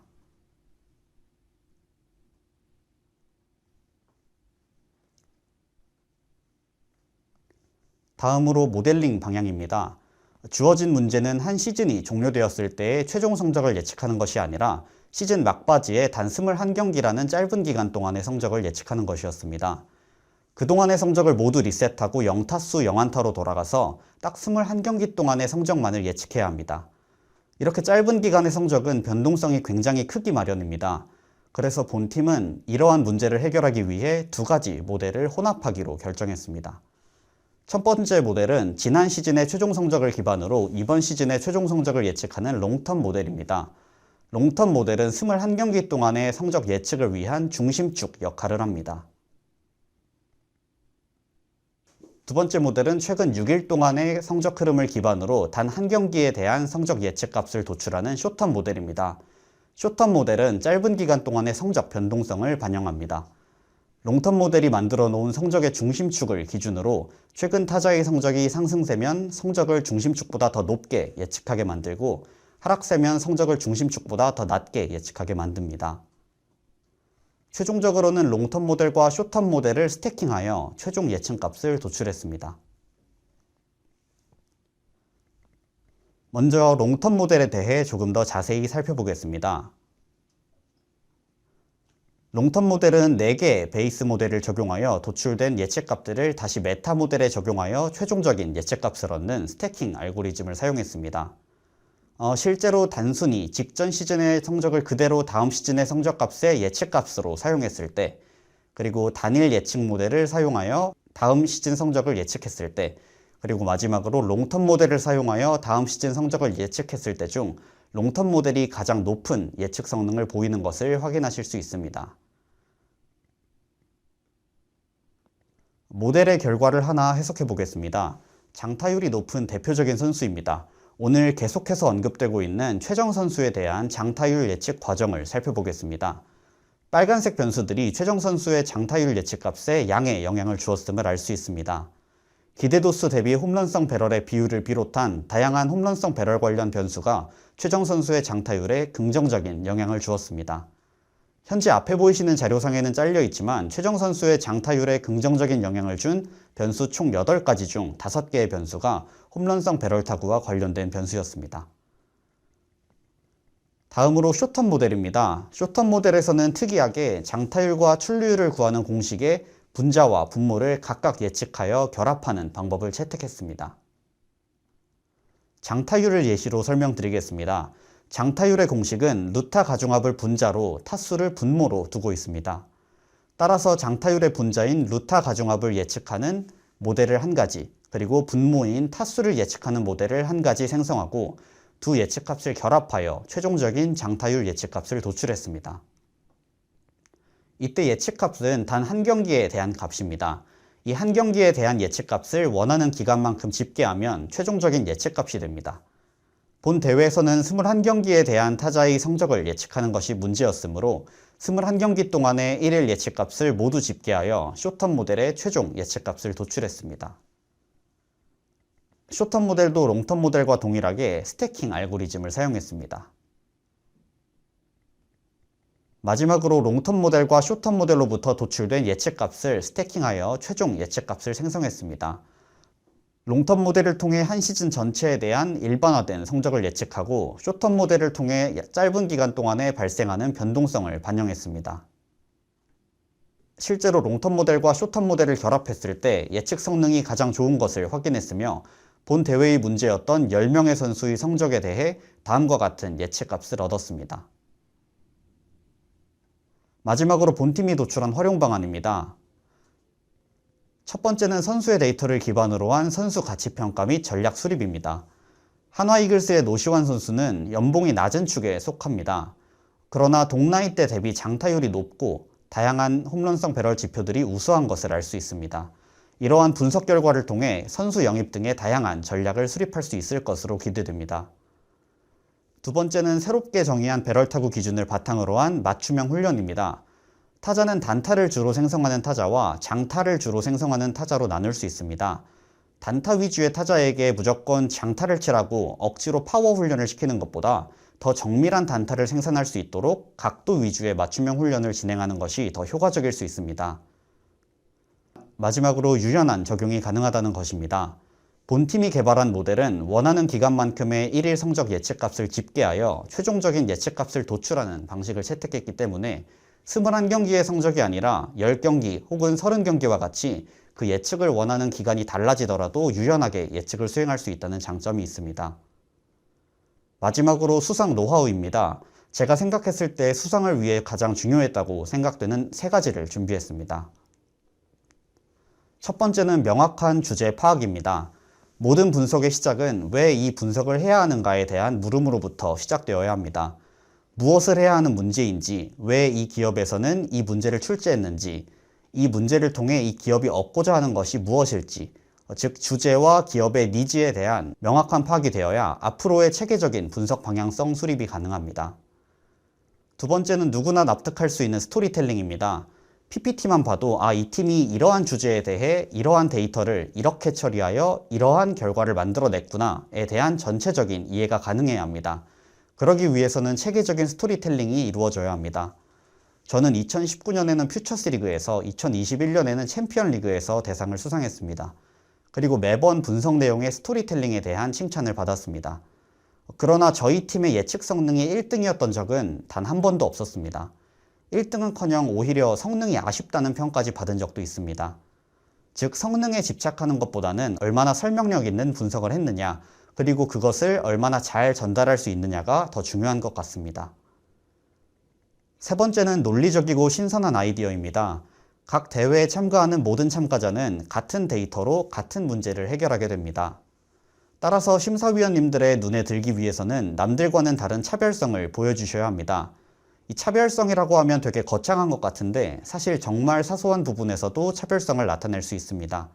시각화에서도 차별성이 나타날 수 있고 전처리에서도 차별성이 나타날 수 있습니다. 신선한 아이디어를 제안하고 그것이 실제로 모델 성능의 향상까지 이어진다면 가장 좋을 것 같습니다. 그렇다고 해서 현실성이 없는 아이디어는 제안하지 않느니만 못할 수도 있습니다.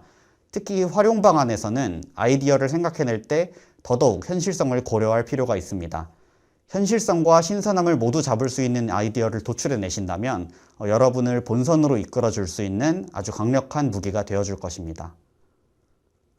이번 2022 제10회 빅콘테스트에 참가하시는 여러분께서 어떤 아이디어로 주어진 문제를 해결해 나가실지 너무 궁금하고 기대가 됩니다. 모두 주어진 기간 동안 최선을 다하셔서 스스로에게 만족스러운 멋진 결과물을 만드시기를 기원합니다. 지금까지 떨03의 팀장 김성곤이었습니다. 감사합니다.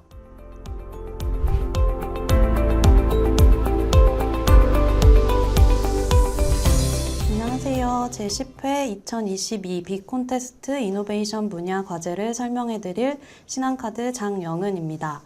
신한카드와 제주관광공사 그리고 탄소 배출 데이터를 활용한 과제를 설명드리려고 하는데요. 과제의 제목은 MZ세대가 떠나는 친환경 ESG 제주여행 루트 짜기입니다. 과제 설명에 앞서 저희 신한카드의 빅데이터 사업에 관해 소개드리고 이노베이션 분야 문제 구성, 제공 데이터, 평가 방안 순으로 설명해드리도록 하겠습니다. 신한카드는 지난 2014년경부터 빅데이터 사업을 활발히 해오고 있는 빅데이터 비즈니스 선도 기업으로 현재 신용카드 시장 내 최대 MS를 보유한 업계 1위사입니다.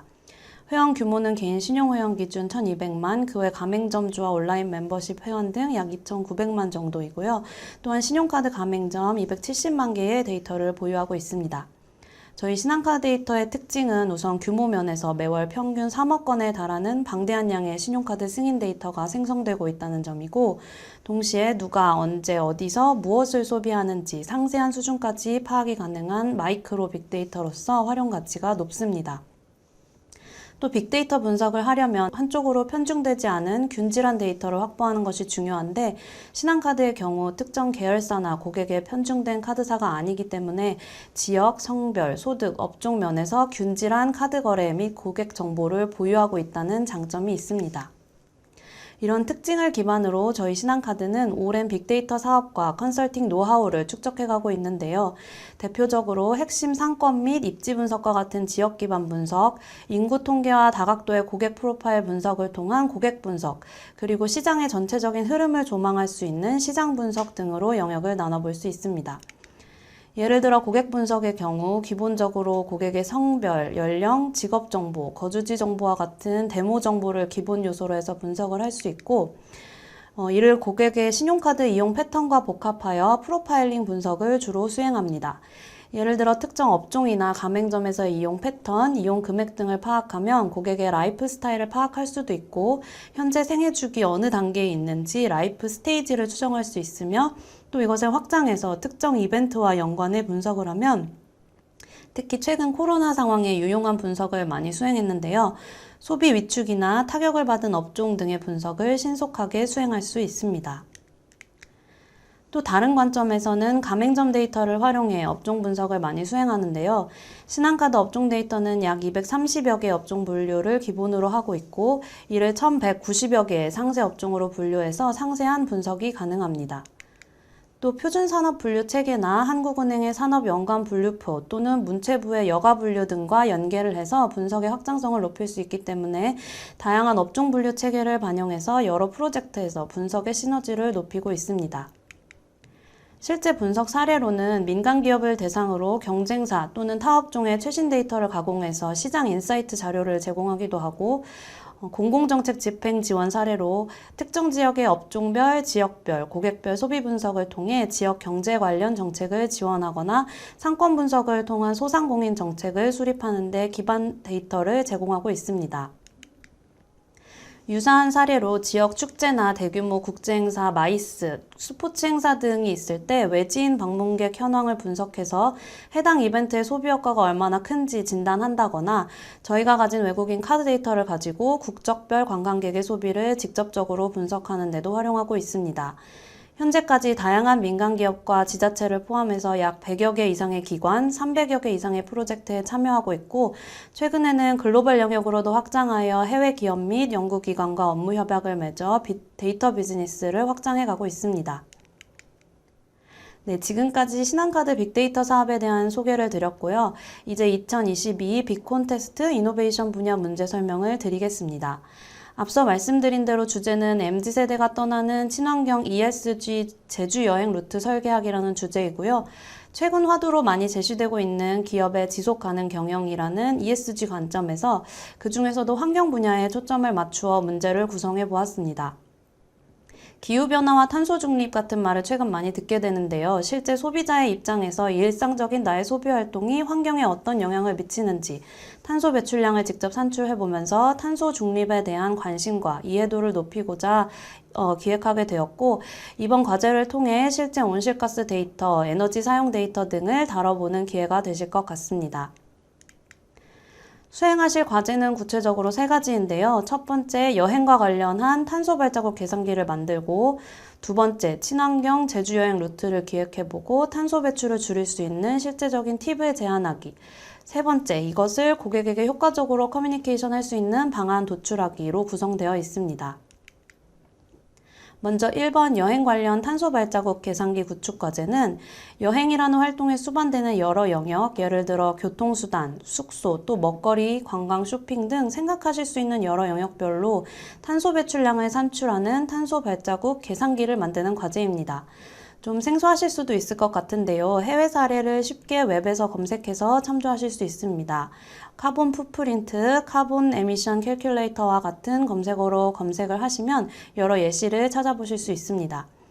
탄소 계산기를 꼭 직접 웹에 구현하셔야 하는 것은 아니고 엑셀이나 프로토타입 버전으로 만들어서 제출해 주시면 되겠습니다. 평가 방안도 동시에 설명을 드리려고 하는데요. 탄소 발자국 계산기의 경우 기본적으로 탄소 배출량 산출 논리가 논리적인지, 예를 들어 숙박은 객실당으로 산출이 되는지, 먹거리는 인당 섭취량에 대비해서 산출되게 한다든지, 또 적절한 배출 계수를 적용했는지, 여행 시나리오에 맞춰 계산기의 세부 영역이 여러 개로 나뉘어져 있는지 등을 평가를 하려고 합니다. 또 이 과정에 저희가 제공해드리는 내부 데이터와 직접 수집한 외부 데이터를 충실히 활용했는지를 평가할 예정입니다. 두 번째 과제는 친환경 제주 여행 루트를 실제적으로 구성해보고 탄소 배출을 상쇄할 수 있는 팁을 제안하는 과제입니다. 막연히 제주 여행이라고 하면 너무 다양한 여행 컨셉이 있을 수 있어서 대학생 3인이 봄, 가을에 떠나는 3박 4일 일정의 제주 여행 루트 짜기로 여행 컨셉을 정해보았습니다. 출발지는 자유롭게 선택해서 기획하시면 되는데 여행 설계의 조건을 몇 가지 구성했습니다. 먼저 경비는 인당 70만 원에서 최대 100만 원 이내로 구성하시면 되겠습니다. 이는 2022년 1월에서 6월 방문 관광객 실태조사 결과 제주 여행객들이 평균적으로 4.351 체류하고 인당 64만 원가량을 지출한다는 통계에 기반한 것으로 친환경 여행이라고 해서 무작정 덜 쓰고 덜 즐기는 것이 아니라 충분히 즐거운 여행을 하면서도 탄소 중립을 실천하는 여행을 생각해 볼 수 있도록 한 설계 조건이라고 보시면 되겠습니다. 마찬가지로 3박 4일 중에 숙박은 숙박업체에서 필수로 하셔야 하고 매일 최소 2회 음식업종 방문, 교통수단은 4일 중 최소 2회 이상 이용하는 루트로 설계를 해주시면 되겠습니다. 특별히 제주도에 많은 관광지와 여행지가 있지만 이번 과제를 위해 제주관광공사에서 추천 여행지를 몇 가지로 추려서 제공해 주셨는데요. 유형별로 자연 관련 관광지, 활동, 액티비티가 있는 관광지, 그리고 음식점, 숙박업체로 유형을 나누어 제공해 주셨습니다. 각각에서 관광지는 자연 관련 2곳 이상, 활동은 1개 이상, 음식점 2곳 이상, 숙박업체는 2곳 이상 필수로 선택해서 코스를 구성해 주시면 됩니다. 여행 루트 설계는 평가 시에 3가지 영역으로 나누어 평가하려고 하는데요. 여행 루트로서의 매력도, 환경적 지속 가능성, 그리고 앞서 설명드린 여행 조건 충족 여부의 3가지 영역으로 나누어 평가할 예정입니다. 단순히 탄소 배출량을 최소화하는 여행 루트가 아닌 최적 배출량을 논리적으로 제안해 주시면 좋은 결과물이 될 것 같습니다. 또 여행 코스가 얼마나 참신하고 여행자 입장에서도 매력도가 있는지 한 영역으로 평가를 하고, 환경적 지속 가능성 영역은 여행 중에 이용하는 숙박, 관광지, F&B, 교통수단 등에서 배출되는 탄소 배출량이 논리적으로 계산되었는지, 또 여행 과정에 참신한 탄소 배출 절감 팁 등이 많이 포함되었는지 등을 주요 평가 요소로 하겠습니다. 저희가 예시로 든 사항들로는 제주 여행 기념품을 구매할 때 친환경 인증 마켓을 이용한다거나 재생에너지 생산시설을 갖추고 있거나 아리백에 가입된 업체를 이용한다거나 하는 등의 사례를 들었는데요. 이 밖에 참신한 사례들이 많이 나올 수 있을 것 같습니다.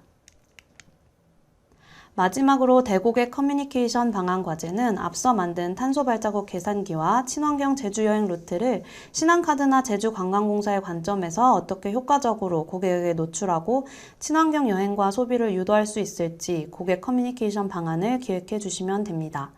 적절한 소비와 여가를 즐기면서도 충분히 생활 속 탄소 중립을 실천할 수 있다는 메시지를 담아서 현실성 있는 방안을 고민해 주시면 좋겠습니다. 다음으로 본 과제를 위해 제공해드릴 데이터를 간단히 소개해드리겠습니다. 크게 관광 관련 데이터와 탄소 배출 관련 데이터로 나누어서 신한카드와 제주관광공사 그리고 외부 공개 데이터 등을 제공해드릴 예정인데요. 먼저 관광 데이터로 제주 지역 가맹점 데이터를 신한카드에서 제공해드릴 예정입니다. 20대 제주 외 타 지역 거주자가 제주도 방문 시 주로 방문한 가맹점 중에서 매출 및 방문 고객수 기준으로 상위 가맹점을 산출하여 제공해드릴 예정입니다. 구체적인 방문객 수나 매출 정보를 그대로 드리기보다는 구간대를 나누어서 매출 얼마부터 얼마까지는 1구간, 그 다음은 2구간 이렇게 나누어서 매출 구간대별 방문 고객수, 비중 등 선호 가맹점의 여러 측면을 볼 수 있는 데이터셋을 구성하여 제공할 예정입니다. 다음으로 제주 지역 방문 고객의 렌터카 차종 데이터를 신한카드 올덴 여행에서 제공할 예정인데요. 올덴 여행 사이트를 통해 제주도 렌터카를 예약한 고객들의 예약 건수 기준으로 어떤 차종을 많이 선택했는지 상위 인기 차종 리스트를 제공해 드리려고 합니다. 세 번째로는 국내에서 출발한 제주행 항공 데이터인데요. BSP라고 해서 항공여행 판매 대금을 정산하기 위해 카드사에 집계되어 있는 데이터가 있는데 이를 활용해서 도착지가 제주공항인 데이터를 뽑아서 국내 어느 지역에서 출발했는지 출발지 정보, 탑승한 항공사, 항공료 현황 등을 제공할 예정입니다. 마지막 관광 데이터로 제주관광공사에서 제공한 추천 관광지 데이터가 있는데요. 먼저 비짓제주 사이트에 접속한 고객이 검색하는 관광지별 로그 데이터와 유료 관광지의 방문자 수 현황 및 주요 음식점의 방문자 현황 데이터를 제공할 예정입니다. 또 관광지를 유형별로 제공해드릴 예정인데 앞서 설명드린 루트 설계 시 필수 방문하셔야 하는 조건과 연관된 데이터이니 잘 참조하셔서 반영해 주시면 되겠습니다. 다음으로 탄소 배출량 산출 관련 데이터로는 먼저 교통수단별 탄소 배출량 데이터를 신한카드에서 제공해 드릴 예정입니다. 신한카드에서는 고객의 소비 금액에 따른 탄소 배출량을 산출해보는 그린 인덱스라는 서비스를 개발하고 있는데 이 과정에서 리서치한 교통수단별 탄소 배출량 데이터를 드리려고 합니다. 예를 들어 승용차로 이동한다고 할 때 승용차의 유종이 휘발유인지 경유인지 또는 전기차인지 여부에 따라 탄소 배출량을 추정한 데이터라고 보시면 되겠습니다. 다음으로 산림 빅데이터 플랫폼에 공개되어 있는 데이터 중 집원 단위 건물 에너지 사용량 데이터를 함께 제공할 예정입니다. 지번 단위 데이터라서 동일 지번을 공유하는 여러 건물의 에너지 사용량이 합산된 데이터인데, 예를 들어 한 지번에 리조트 전체가 포함된다거나 하면 해당 리조트 전체에서 발생하는 도시가스, 전기 사용량 등이 합산되어 있고, 배출되는 탄소 배출량도 함께 집계되어 있습니다. 건물 규모가 일정 규모 이상인 주요 지번에 대해서만 집계되어 있다는 한계가 있습니다만, 대형 숙박시설이나 주요 관광지 탄소 배출량 산출에 활용하시면 되고, 그 외 집계되지 않은 지역의 탄소 배출량을 추정하시는 데도 어느 정도 활용이 가능하실 것 같습니다. 마지막으로 식료 품목별 탄소 배출량 데이터가 있는데요. 식료 품목별로 금액 기준으로 얼마를 소비하면 얼마의 CO2가 배출되는지 추정한 데이터입니다. 예를 들어 빵을 1만 원어치 소비할 경우 탄소 배출량이 얼마, 이런 식으로 구성된 데이터인데, 국내에는 적합한 데이터를 찾기가 어려워서 리즈 대학에서 연구한 유럽 자료이고 영국의 파운드화를 기준으로 한 데이터라는 점을 고려해서 활용해 주시면 되겠습니다. 이 밖에 제공되지 않는 공개 데이터는 자유롭게 활용하셔도 됩니다. 마지막으로 평가 방안 설명드리겠습니다. 앞서 세부적인 평가 방안을 설명드렸기 때문에 간략히 1차, 2차 심사 기준에 대해서만 설명드리겠습니다. 1차 서류 평가는 3가지 과제별로 각각 탄소 계산기 40%, 여행 루트 50%, 커뮤니케이션 방안 10%의 가중치를 두어서 평가할 예정이고요. 앞서 설명드린 세부 평가 기준을 고려해서 제출해 주시면 되겠습니다. 2차 발표 평가는 얼마나 준비하신 내용을 설득력 있게 전달해 주시는지 발표 능력과 심사의원 질의에 대한 논리적인 대응 등을 평가하되, 서류 심사 내용을 기초로 할 예정이기 때문에 서류 내용을 구체화해서 전달하시는 데 중점을 두시면 되겠습니다. 이상 신한카드와 제주관광공사에서 기획한 이노베이션 분야 문제 설명을 마치겠습니다. 이번 과제를 수행하시면서 탄소 배출과 관련한 데이터와 위치, 공간 데이터, 소비 데이터 등 여러 데이터를 결합해서 인사이트를 도출하고 데이터에 기반한 의사결정을 하는 소양을 기르는 데 많은 도움이 되시기를 바랍니다. 감사합니다.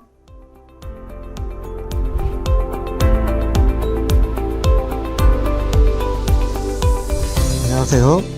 제10회 2022 빅콘테스트 운영위원 서울시립대 최호식 교수입니다. 오늘 빅콘테스트 운영위원으로서 이 자리에서 루키 부분의 제주도 내국인 관광객 입도객 수 예측 문제를 안내하게 되었습니다. 그럼 제주도 내국인 관광객 입도객 수 예측 문제에 대해서 설명드리겠습니다. 이번 대회의 제주도 내국인 관광객 입도객 수 예측 문제는 다양한 데이터를 활용하여 2022년 9월에 제주도의 내국인 관광객의 입도객 수를 예측하는 문제입니다. 제주도 방문 목적 중 관광에 해당하는 레저 스포츠, 휴양 및 관람 목적의 9월 내 내국인 입도객 수를 예측하시면 됩니다. 기본 제공 데이터는 2015년 1월부터 2022년 7월까지의 제주도 내국인 관광객 목적별 입도 현황 데이터를 제공합니다.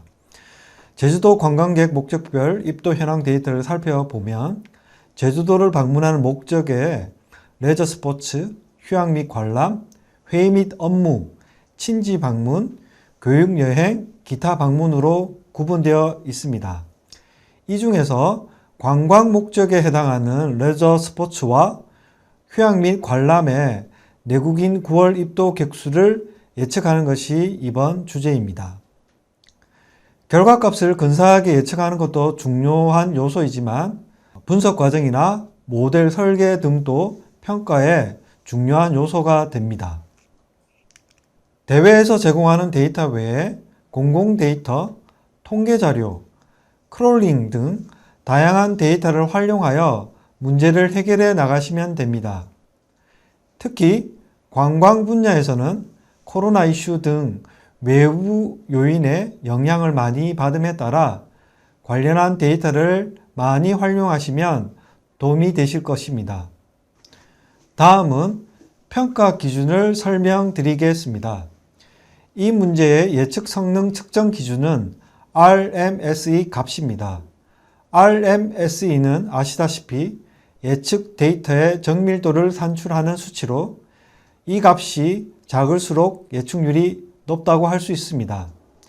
RMS의 계산 방법을 설명드리면 예측값과 실제값의 차이의 제곱에 대하여 평균을 낸 뒤 루트를 씌우면 RMSE 값이 산출됩니다.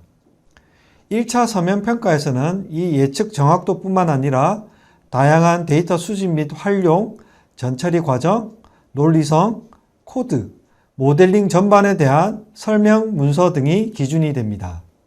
그리고 2차 발표 평가는 참가자들이 제출한 예측 모델과 분석 방법, 예측 과정에 대한 발표를 통해 최종 수상자가 정해질 것입니다. 이것으로 제주도 내국인 관광객 입도 객수 예측 문제 안내를 마치겠습니다. 이번 문제가 데이터 분석가를 꿈꾸는 중고등학생분들의 꿈에 날개를 달아주는 좋은 계기가 되었으면 합니다. 여러분들의 많은 관심과 참여 부탁드립니다. 감사합니다.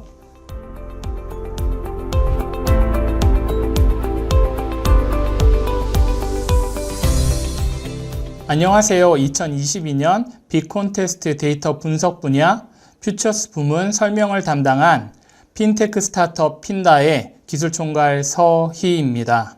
이번 발표는 핀다 회사 개요, 서비스 소개 및 성과, 출제 문제, 제공 데이터, 마지막으로 모델 평가 관련된 내용을 설명드리도록 하겠습니다. 핀다는 2018년도에 설립된 회사로 19년에 혁신금융 서비스로 시작하여 비교대출 중개 분야에서 21년 12월 기준 누적 승인액이 500조를 돌파하고 있습니다. 지난 4월에 토스뱅크 합류로 업계 최다 60개 금융사를 제휴하고 있습니다. 핀다는 기존에 소수만이 누릴 수 있던 금융의 정보 접근성을 모든 사람이 더 누리고 더 나은 금융 선택을 할 수 있도록 서비스를 제공하고 있습니다. 핀다의 서비스는 앱 사용자에게 가장 좋은 조건의 대출 상품을 제공하고 앱에서 대출을 신청할 수 있도록 하고 있습니다. 또한 마이데이터 사업자인 핀다는 대출을 통합적으로 관리하고 신용점수를 높일 수 있는 상환 플랜을 제공합니다. 마이데이터를 통해 받은 대출 정보와 대출 중개 상품 정보를 비교하여 이전에 받았던 대출보다 더 낮은 금리의 상품을 변경할 수 있도록 하는 대환 대출 서비스를 준비하고 있습니다. 본 경진대회 예측 문제와 관련 있는 비교대출 서비스는 사용자에게 5분 이내 서류 없이 최적의 대출 경험을 제공하는 것이 특징입니다. 핀다 서비스 엔진이 고객의 소득, 재직, 신용정보 등을 전용 인프라로 직접 연결된 60개 금융기관 신용평가 모델에 즉시 제출하고 고객은 1분 이내 정확한 대출 조건을 한 번에 받아 비교 선택할 수 있어 서류 제출 없이도 가장 최적의 확정 조건으로 5분 이내 대출금 입금까지 완료하는 서비스입니다. 핀다는 마이데이터 사업자로 흩어져 있는 개인의 정확한 대출 정보를 바탕으로 대출을 잘 갚아 신용점수를 높일 수 있는 관리 서비스를 제공합니다. 주택담보대출부터 학자금 대출까지 보유한 대출을 통합적으로 조회할 수 있고 DSR, 여윳돈 계산기 등의 다양한 정보와 기능을 제공하고 있습니다. 핀다는 신용 및 담보대출 시장을 넘어 자동차 할부와 리스, 렌트 시장의 정보 불균형 문제를 해소하고자 비대면 오토 금융 시장의 혁신 속도를 내고 있습니다. 핀다는 대출 중개 플랫폼 서비스 중 가장 많은 총 62개 금융기관 200여 개의 대출 상품을 현재 라이브하고 있습니다. 업계 최다 62개 제휴 금융사와 함께 시장에서 쉽게 해결하지 못하였던 중금리 대출 활성화에 기여하였습니다. 핀다의 사용자는 10명 중 6명은 중금리 대출을 사용하는 고객으로 구성되어 있습니다. 그동안 인터넷 은행이 주력했지만 채우지 못했던 중금리 대출 시장의 공백을 대출 비교 플랫폼에서 여러 금융사의 선의의 경쟁을 통해 이뤄낸 것입니다. 마이데이터 사업자인 핀다는 고객의 대출 정보와 플랫폼에서 제공하는 대출 상품 정보를 비교하여 더 나은 조건의 상품을 고객에게 제안하고 이를 통해 평균 금리를 3.8% 낮추고 한도를 더 높여 사람들이 대출을 갈아탈 수 있도록 도와왔습니다. 2년 반이 넘는 기간 동안 구글 플레이 스토어 평점 4.5점을 기록하고 있으며 금융 앱 카테고리에서 100만 다운로드를 기록한 앱 중에 가장 높은 평점을 가지고 있습니다. 핀다 플랫폼을 통한 누적 대출 승인 금액은 1000조이고 대출관리 서비스에 등록된 계좌의 잔액은 64조를 돌파하였습니다. 핀다는 이와 같이 대출의 선순환을 위해 노력하는 대출 비교 중개 플랫폼으로 앱의 사용성 정보, 신용 정보, 대출 정보를 학술 연구 목적에 맞게 가명화하고 빅콘테스트 경진대회를 통해 데이터 분석 분야에 기여하고자 참여하였습니다. 여기까지 핀다의 서비스에 대해 소개를 드렸고 데이터 분석 경진대회 퓨처스 부문 앱 사용성 데이터를 통한 대출 신청 예측 문제를 설명하도록 하겠습니다. 이번 퓨처스 부문 경진대회 문제는 핀다의 홈 화면 진입 고객 중 특정 기간 안에 대출을 신청하는 고객을 예측하는 문제입니다. 앞서 설명한 비교 대출 중개 서비스는 총 4단계를 거쳐 60개 금융사를 통해 승인된 대출 상품을 조회할 수 있습니다. 첫째로 핀다 앱 서비스 회원 가입 후 고객이 홈 화면을 통해 신청이 시작됩니다. 이때 회원 가입을 통해 회원 정보, 보유 기기, 회원 가입 시 등에 대한 정보가 수집됩니다. 두 번째 단계로 홈 화면에 대출 신청 버튼을 통해 자신이 희망하는 대출의 목적과 희망 금액을 입력하게 됩니다. 뒤이어 자신의 자산 정보와 회사 정보를 입력하고 두 번째, 세 번째 과정을 통해 대출 심사 시 필요한 신청자의 신용 점수, 재직 회사, 급여 정보 등이 확인되어집니다. 마지막 단계로 인증서를 통해 본인이 인증된 정보와 수집된 대출 신청 정보는 금융사와 연결된 전용선을 통해 60개 금융사에 전송되고 1분 이내 심사된 결과를 받게 됩니다.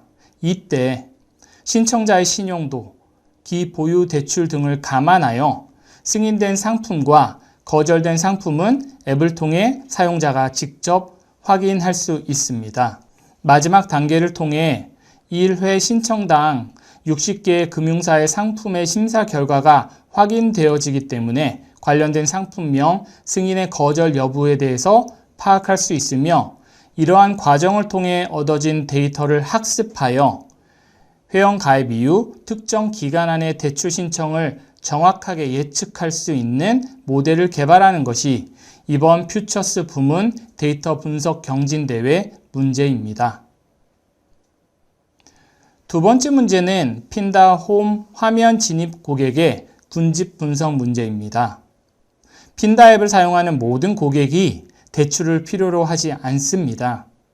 어떤 분은 자신의 신용도를 확인하고 어떤 사람은 기대출 정보를 마이데이터로 연결하고자 합니다.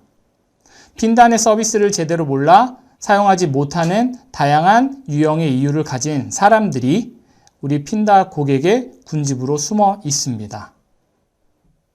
제공된 데이터를 통해 모델 기반의 고객 군집 분석을 수행하시고 군집별 고객의 특성을 분석하여 핀다 앱에서 가능한 서비스 메시지를 제안해 주시길 바랍니다.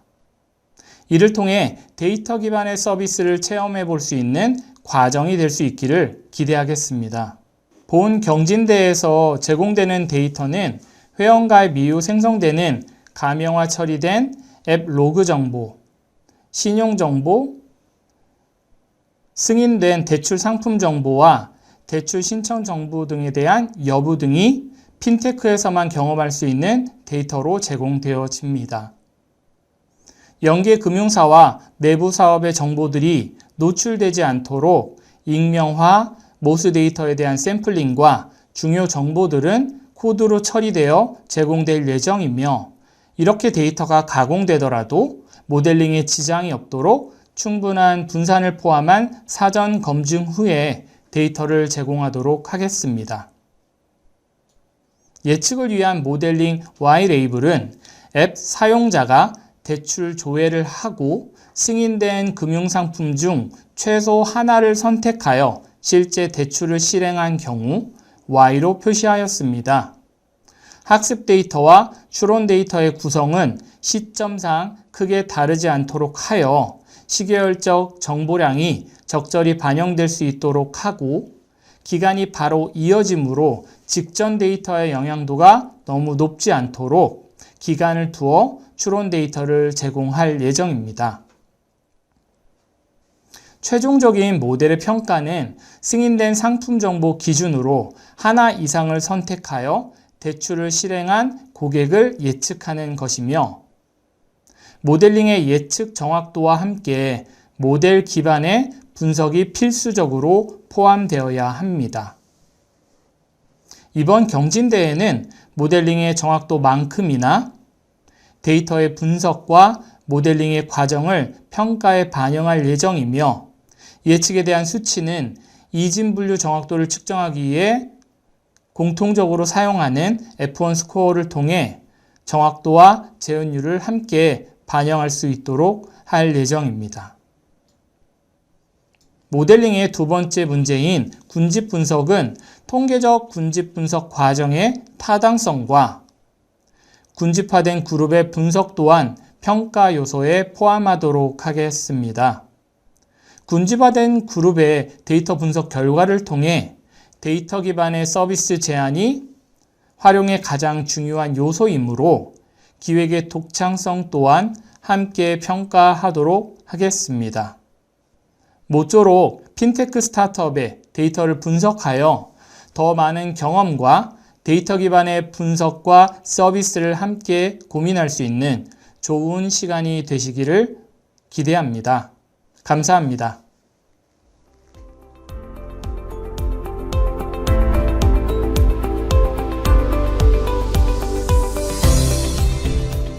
네, 안녕하세요. 2022년 빅 컨테스트에 참여하시는 여러분 환영합니다.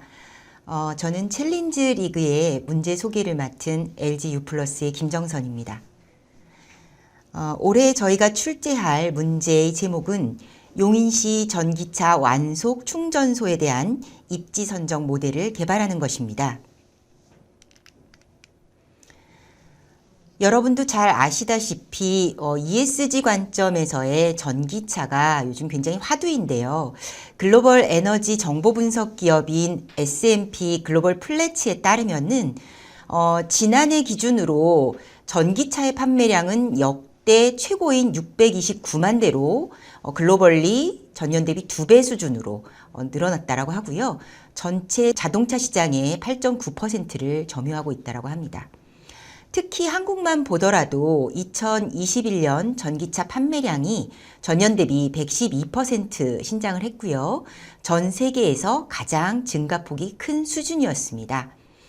그렇지만은 이렇게 완성차 업체들이 굉장히 관심을 많이 가지고 있는 전기차가 소비자의 수요를 따라오기에는 조금 부족한 점이 존재한다라고 분석하고 있는데요.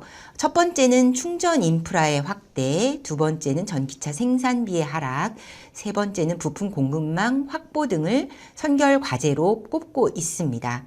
그래서 따라서 저희도 문제 출제를 전기차의 완속 충전기 기준으로 출제를 한번 해보았습니다. 국내의 경우 환경부에서 2025년까지 전기차 113만 대, 급속 충전기 1만 2천 기, 특히 그 중에서도 완속 충전기 50만 기를 목표로 하고 있습니다. 우리나라의 충전기 대당 전기차 대수는 2.4대로 다른 글로벌 수준 대비로는 조금 여유 있다고 느껴지지만 전기차 충전소는 소비자들이 원하는 충전 타입으로 원하는 장소에 설치가 되어야 하는 것이 관건입니다. 특히 완속 충전기 같은 경우에는 평균적으로 충전에 소요되는 시간이 4-5시간 이상이기 때문에 주로 주거지라든지 아니면 활동지 인근에 설치되는 것이 효율적일 것이라고 판단됩니다. 이에 따라서 저희가 준비하는 데이터도 경기도 용인시 지역에 거주하시는 분들 기준, 용인시에 거주하면서 주로 활동하시는 지역 기준, 이렇게 2개 조건으로 완속 충전기를 설치할 수 있는 최적의 충전 거점을 확보하는 모델을 요구를 하고 있습니다. 이 전기차 충전구역이 확보되어야 하는 충전기 유형으로 해당 주차구역에 전기차 충전 목적 이외의 차량은 주차가 금지되는 법안이 이미 발의가 되어 있는 상황이고요. 100대 이상 주차 가능한 아파트, 구축은 3년 이내 2%, 신축의 경우에는 5% 이상의 주차 공간을 전기차 충전 구역으로 확보하는 것이 필요합니다. 그렇기 때문에 거주지 아파트 주차 면수가 많은 그런 단지를 선정하는 것도 고려해 볼 만하고요. 또 현재 거주자 중에 전기차 보유자가 많은 단지를 우선적으로 들여다볼 수도 있고, 또는 출퇴근을 자차로 이동하는 세대가 많은 아파트 기준으로 해서 이동거리가 길수록 전기차 변경 요구가 높을 수 있고 전기차 충전에 대한 이용 금액도 높을 수 있는 가능성이 있습니다. 그 밖에도 이미 공공데이터 포털에 부동산에 관련된 부분, 유가에 관련된 부분, 공공주차장, 전기차 충전소에 관련된 데이터들이 오픈되어 있기 때문에 해당 데이터들을 적극적으로 활용하셔서 저희가 출제한 문제를 푸실 수가 있겠습니다. 이용률 탑 30위의 완속 충전기 정보를 저희가 한번 제공을 해봤는데요. 저희가 이제 사업적 기준으로는 참조할 만한 수준이 충전기 한 대당 월평균의 이용 횟수가 15회 이상이면서 월평균의 총 이용 시간이 3만 분 이상으로 예측되는 경우가 좀 수익성이 있지 않겠나라고 판단 가능합니다. 그러나 이런 것이 절대적인 기준은 아니겠고요. 이 용인시에 저희가 제공하는 데이터를 기준으로 해서 최적의 입지 선정을 접근해 보시면 되겠습니다. 저희가 제공해드리는 데이터 기준은 2개의 테이블로 구성된 예정인데요. 이동통신사로서 저희 가입자 기준으로 6월달 2022년도 6월 1일부터 6월 30일까지의 일자와 요일, 그리고 이 용인시의 행정동 코드, 그리고 동명, 그런데 이 동 단위가 너무 크기 때문에 이런 부분들을 50x 50m 기준의 지역물 셀 아이디로 드릴 예정이고요. 거기에 셀 중심점에 위경도 좌표도 함께 제공해 드릴 예정입니다. 그리고 여기에 그 주거지 기준으로는 성별, 연령별, 그리고 전기차 완속 충전기의 앱이 한 12개 정도가 되는데요. 이 앱에 관련된 사용 시간, 그리고 이 이용자별 실행 지수, 사실은 이제 실행 횟수라든지 실행 시간을 뽑아드리면 좋은데 이제 그런 부분들이 조금 정확도가 떨어질 수 있기 때문에 거주지 기준으로 해서 전체적인 이 확대 계수를 적용한 사람 숫자를 저희가 지수화해가지고 제공해드릴 예정입니다. 마찬가지로 용인시에 거주를 하면서 주로 활동하는 어나더 지역에 관련된 부분도 동일한 데이터 기준값으로 해서 저희가 제공을 해드릴 예정입니다. 이렇게 2개의 테이블을 활용하셔서 거주지와 활동지 기준으로 해서 완속 충전기를 설치할 수 있는 최적의 입지를 선정해 주시면 되겠습니다. 저희가 이 문제에 관련해서 평가를 할 때에 이 유효 데이터를 얼마만큼 잘 입수하고 연계해서 활용하는가라는 부분을 볼 예정이고요. 그리고 사업 목적에 부합하는 최적화를 위해서 판단 기준으로 활용할 수 있는 추가적인 지수를 얼마나 잘 개발해서 활용할 수 있는가에 대한 부분, 그리고 마지막으로 선정된 입지에 대한 사회적인 형평성과 타당성인 해석 논리가 얼마나 적정한지를 살펴볼 예정입니다.